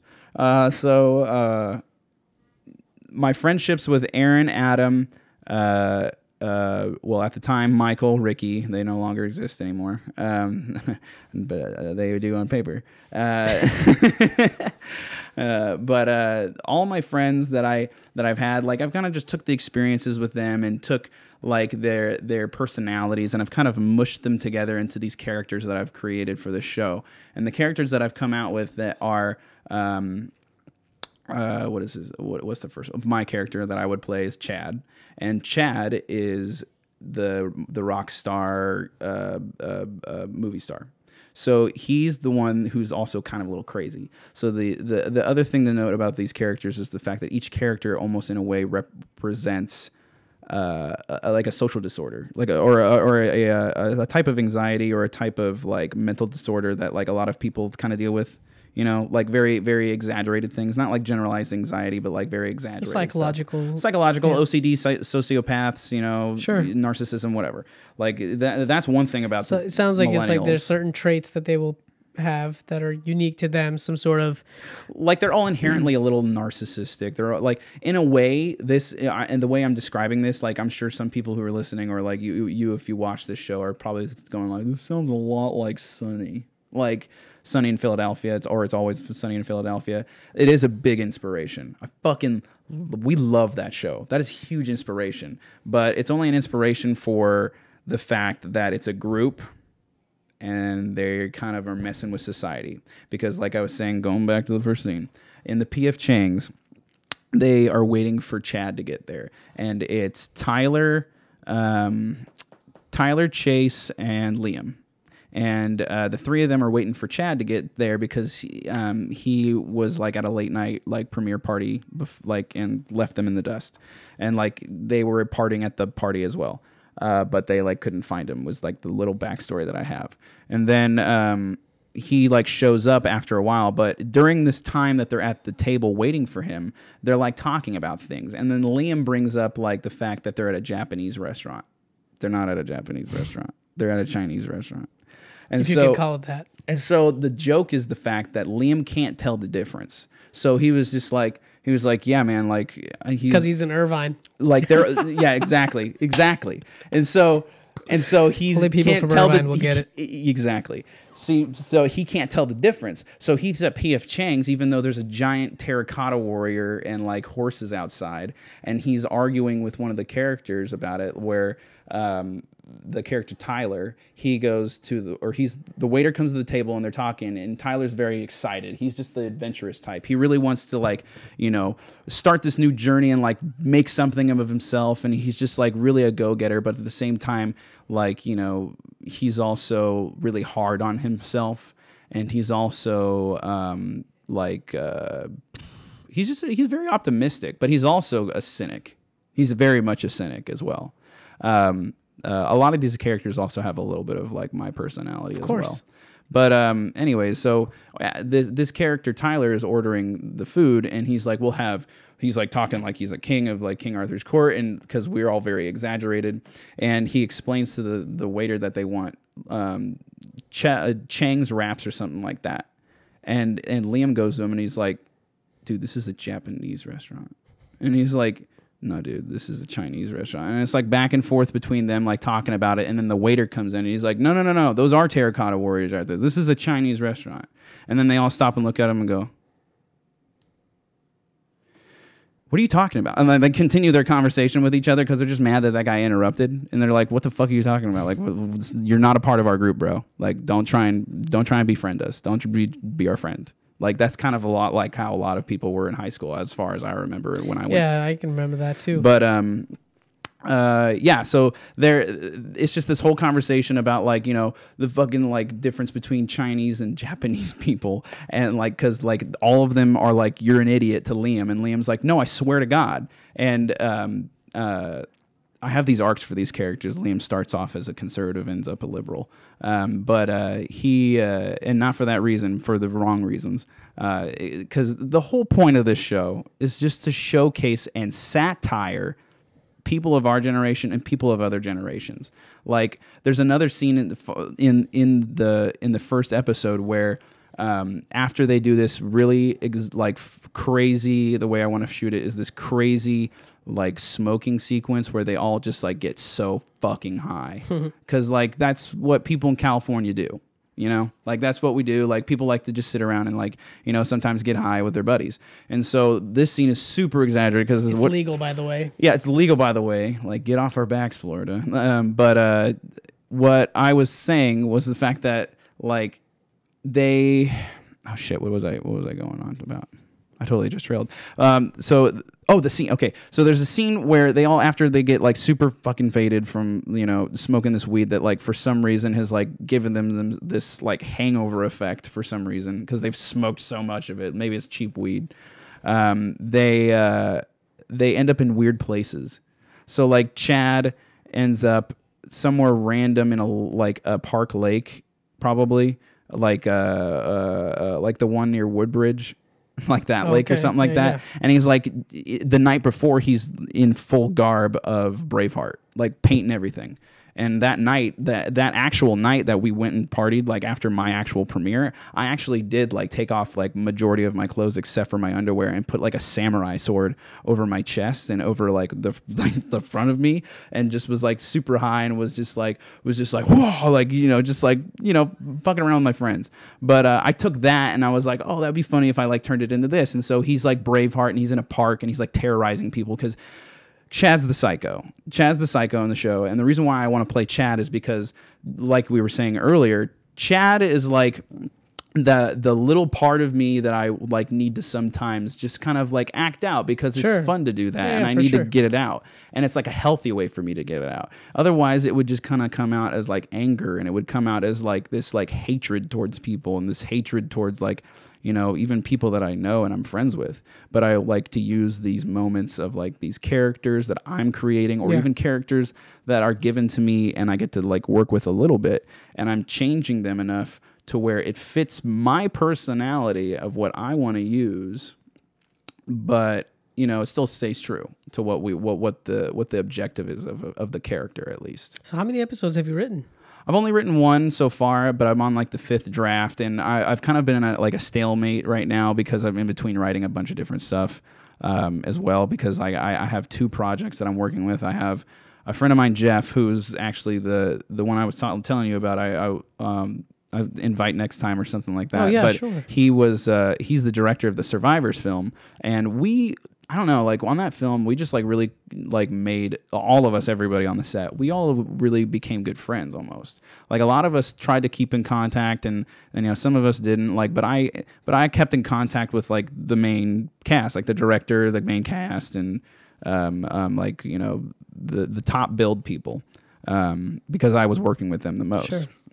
And so, you know, Jeff and I have been going back and forth on different things, on ideas that we want to work on, and he's working on a couple different things. He's very specifically focused on horror genre. Me, I want to work on all sorts of different genres, but right now, he actually wants to kind of branch off and make a MMA film. Oh, wow.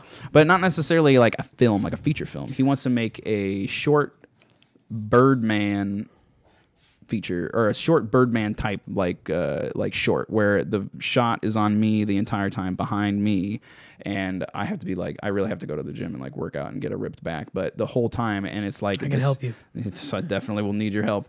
I will need like 5-10 minutes of me just like pounding dudes until I get to like basically Sounds terrible. this like underground ring where I'm fighting Don't this be pounding other dude. dudes, man. Don't be making gay porn. Fucking stupid. Anyway. No, but yeah, but like, you know, just like fighting a bunch of dudes like it's Street Fighter almost. So it's like underground fighting mixed in with mixed martial arts. So it's just like a fun fighting movie. When do you expect your show to be done? Is it something you think in this year? I want to start filming this summer. So I actually got. Are you trying to get like a whole crew and everything together, or are you just going to do it yourself? Absolutely. No, Nice, I've already asked a couple people. So there's the Chase character too. I've asked a friend of mine to play Chase. So you're going to invest some money into this? Or? Absolutely, yes. Nice. I'm going to look for investors as well, because there's no way I'm going to be able to pull all that much money. But I've been saving a lot of money. Show like that would cost, or like to do a season? I don't even know. To a season, ooh, it depends on what you're writing. You know, if it's what my friend Jay calls a walk and talk, you know, you're looking at like at least 10 to grand. 1,000? Well, 10 grand, yeah. Okay. 10 grand to make 5 episodes, maybe at the most. He made a movie with 10 grand, and that was literally bare minimum. Like, you have to have a lot of money and a lot of investors to be able to make a movie sometimes. Or you do all the after effects. But a lot of the time, yeah, and a lot of the time, the movie's budget goes towards permits. Like, the cities will ream you for the amount of money that you have to pay to film on a certain site, and then on top of that, you have to pay. Like, I want to shoot this very it's Nightmare Before Christmas, but a very specific song shot live action with a very specific character. I don't want to say anything about it because I'm sure somebody will try and do it, but shoot it very specifically from Nightmare Before Christmas in a graveyard. But I went and like scouted graveyards. I found a good graveyard. And the guy was like, yeah, it's $2 grand for overnight, which is what I need. And then on top of that, he's like, yeah, and you do have to go like get to the police. And I was like, fuck, that's right. I was like, damn. Like, you have to like get in contact with LAPD, and you have to pay a permit to be able to film and shoot there at a certain period of time. That sounds silly, but all right. Yeah. So there's a lot of stuff. So it's not just like how much it's going to cost to just like make the movie. It's also like how much it costs to keep the movie going and still be alive. Dude, I'm excited. Whenever you do the premiere or whatever, please invite me. Whenever you want to bring your guests. I'll invite you to the first day of filming. Hell yeah, dude. Bring your guests. We can like talk and stuff. Absolutely. That'll be fun. I'm looking always for more people to work on, because my main objective is use what I got that I know that I'm good at. If I can help in anything. And help other people to do the same thing. I'm with that. Yeah. How you feeling, man? Are you hungry? Because I'm getting hungry. We're like at the 2-hour, 6-minute mark. So I'm getting hungry, but I can do whatever you need to do. We've been talking for quite some time. Yeah. I think we should go eat or something, man. Yeah? Yeah, what do you think? I don't care. Okay. Yeah. I do want you to show me that belt, and I do want people to see that belt. So show me. So if you guys are not aware, is your Instagram up to date with the Batman thing or not yet? The story is, but... Okay, so check this out. I'll put it on. All right, even better. Oh, do you want me to do those impressions that you want Yeah, to do? sure. Why not? I don't know, you're telling me. Wow. So by the way, what Logan's putting on is a Batman belt that he made himself. I didn't make this leather. I know, but you put everything on. You got the buckle on there. You put the cases on there. So I did this thing where I went on this website called Etsy, and I put these pieces together with my money. And I took this 2 pieces of a belt, basically. Yeah. I took this leather belt that this guy was selling on his Etsy account. And I told him that I wanted it specifically to be roughed up, and I wanted him to make it look like it had been through the ringer. Yeah. Because his is mustard yellow, and I was going for more of a bronzish, kind of like almost looks awesome, brownish, you know, something kind of more hyper realistic. So and then I wanted it to also kind of be rooted in the animation, you know, the original animated series. So I got this belt buckle, and then I'll show you. I basically took it. I took the belt buckle that the guy from the leather store or the leather Etsy shop gave me, and I used his buckle. I did some what's called scoring. Scoring. Scoring on the leather, which is basically just taking like a knife and cutting diagonally across a few times in different directions. And then I applied cement glue onto it. Man, that's some dedication right there. And then I cemented the 2 together, and now there's no way this is. That's awesome. Off, like no way. So when are you gonna become Batman?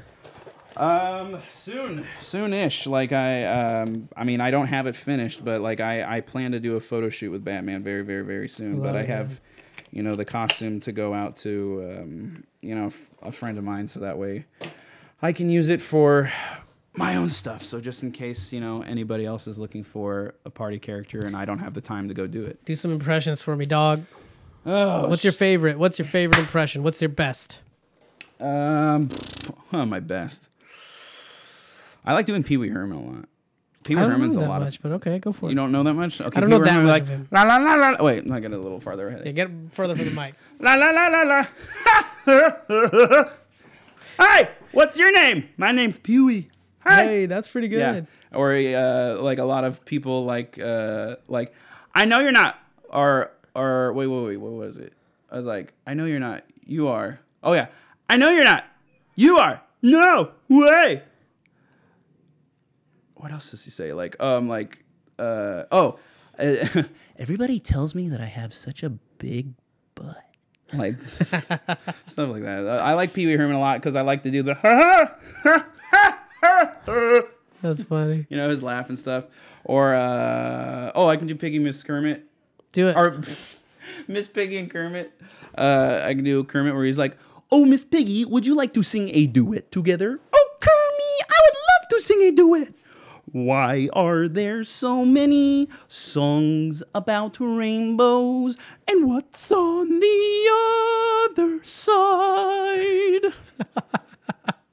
That sounds really good, man. I'm trying to think what else I can do. Oh, Shaggy and Scooby. Oh, like Shaggy. Zoinks, like Scoob. Like there's some ghosts in this house. Roast? Where? I want to be from roast. My brother's gonna love that. What? My brother's gonna love that. Shaggy and Scooby. What characters do I do at work? Oh, there's obviously Jack Sparrow, mate. You can be a pirate, and you just have to act super drunk. I can't even type as quickly as you can do these impressions. This is Jack Sparrow, right? Right. And he says, "Where's the rum? Why is the rum always gone?" Why is the rum always gone? It's a good question, Mr. Sparrow.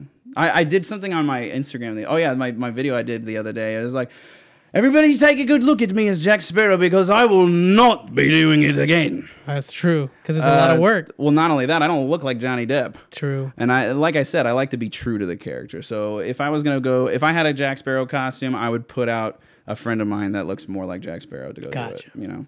I do Darth Vader in costume sometimes. It's hard to do him without. It's really hard to do. Some muffling, right? Yeah, like I mean, the suit muffles it just a little bit, but like a lot of the times it'll be like, I think I have my throat ready. Luke, I am your. No, that's not good. Luke, I am your father. That does sound like the original Darth Vader for sure. That wasn't that good. But hold on, let me think of one more thing. You don't know the power of the dark side of the Force. Your sister. Your mother, or Obi-Wan never told you.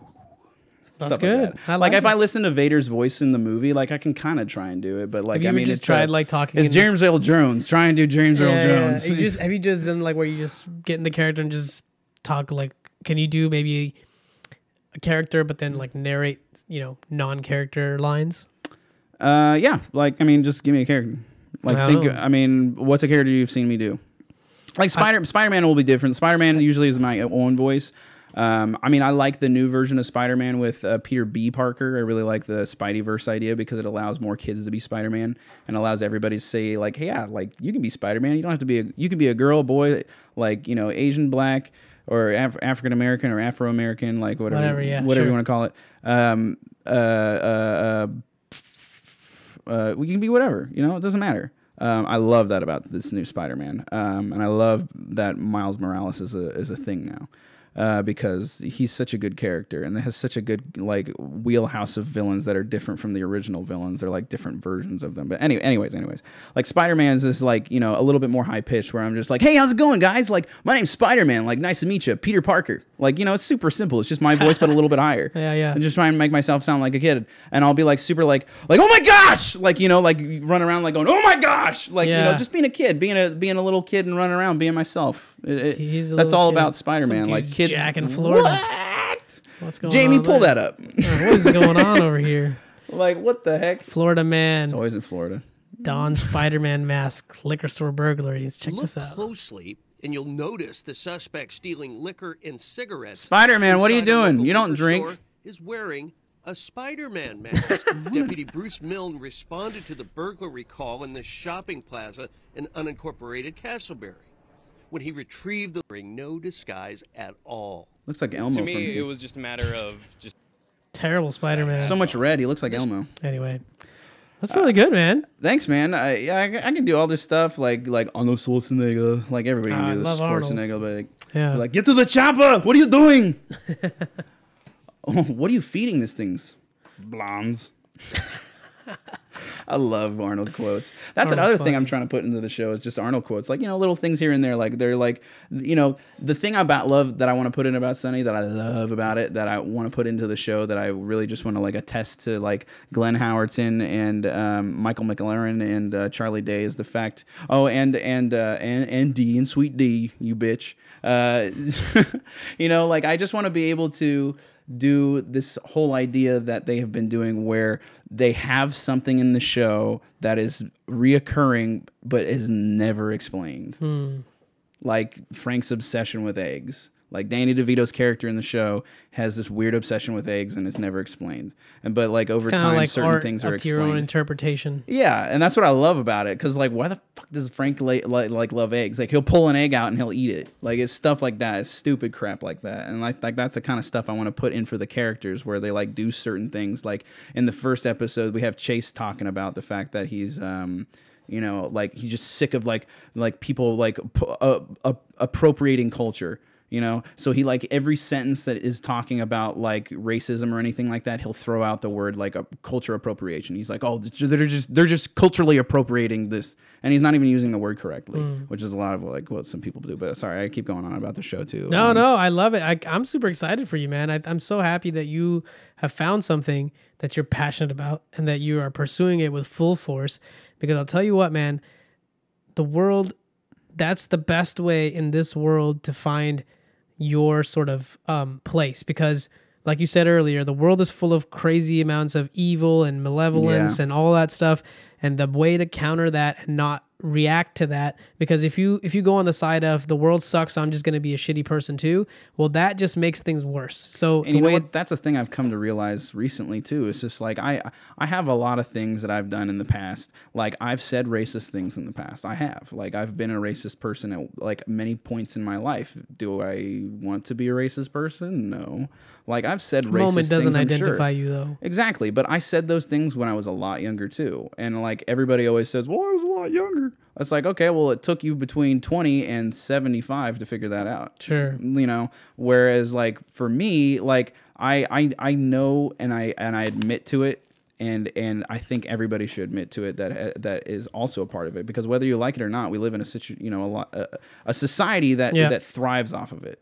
unfortunately. And it's horrible. It's what the, and like, that's what the I media wanna, plays to. It's kind of like the lowest common denominator of emotion that we play to. It's because it's the knee-jerk reaction. Exactly. It takes no thought to be angry. It takes no thought to just like lash out. Yeah. It doesn't even take you to like consider twice to just behave in a shitty way. It's just so easy that it takes no effort. Yeah. And I like, We're Not Millennials isn't the only story I want to tell. I have so many other stories, like this whole Wendigo idea. Like I would love, and I'm still trying to figure out how to do it exactly with the utmost I want exclusive respect. rights to all of your shows Yeah. and ideas on Blossom Media Studio. I just want to make a movie about a Native American culture set during the time period about the Wendigo dealing with, being the Trail of Tears being pushed up into Canada, their like civilization, their people, their communities just being basically completely wiped out by Christian values as well as just basically American values at that time. And I just want to tell a story that's about like the story about a child in a tribe dealing with it, and the main characters are people in the tribe. Like we don't need to hear, like I love Dances with Wolves. I love Dances with Wolves. It's one of my favorite movies, but do we need more Dances with Wolves? No. We don't need that for any other movies. We don't need more Driving Miss Daisies. We don't need more like things. Like Green Book was a great movie, but I agree, like it is a lot like Driving Miss Daisy. It's almost exactly the same. I've seen that movie, but I don't even have to see Driving Miss Daisy to know what the hell it's about.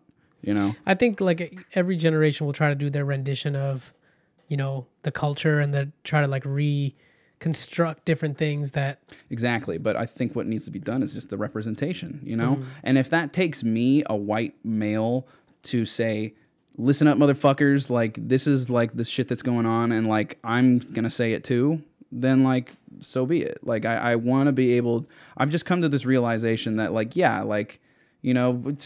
this world is changing, and it needs to change for like the better in a lot of different ways. And I think that media is what is needed. Like this podcast. We need more unfiltered media. Exactly. We need stuff like this podcast. Raw. We need raw stuff. This podcast. We need independent filmmakers. We need independent journalists. Like that's what I want to try and do. Like I'm going to school for journalism because I want to research more, and I want to learn how to write better and look into this stuff. 100%. Yeah. I mean, this is the main driver for the show is like, we're living in a headline world, and I want to give people the rest of the story. Exactly. I want you to see that whatever people are putting out there, underneath it all, we're all pretty much the same, and we're all going through similar struggles. And if the more we accept that and not, think that it's a taboo thing, mental health is a real crisis in today's world.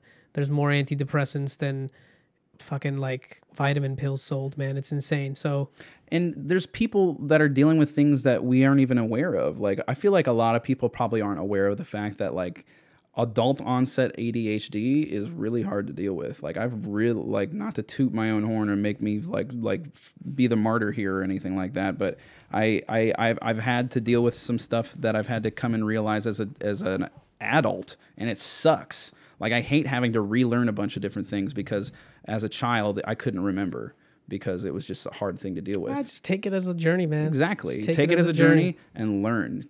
There's a quote from Tolkien that I love, and it's Gandalf's quote when Frodo comes up to him and he goes, like, I wish the ring had never come to me. I wish none of this had happened. And Gandalf turns to him and says, so do all who's lived to see such times. But that's not for us to decide. What we have to decide is what to do with the time that is given to us. 100%. That was one of my favorite quotes of all time. That's probably the best thing to end the podcast on. Honestly, that's what I was figuring. I was loving it. Thank you, Logan, so much for being here, man. Anytime. Thank you, anybody. Come back anytime. Hell yeah, dude. Come back and tell me about the show. I can't wait for you to like create more good content. I think the world needs as much good content that makes you think, that makes you introspect and not just bandwagon on. I think that's a necessary thing, and I think that's what you're trying to also do with this show. And that's what you're doing with this show. Hell yeah, man. We're going to make it happen. Thank you again so much. Thank you, everybody. Thanks, Have guys. a great night. Have a good one.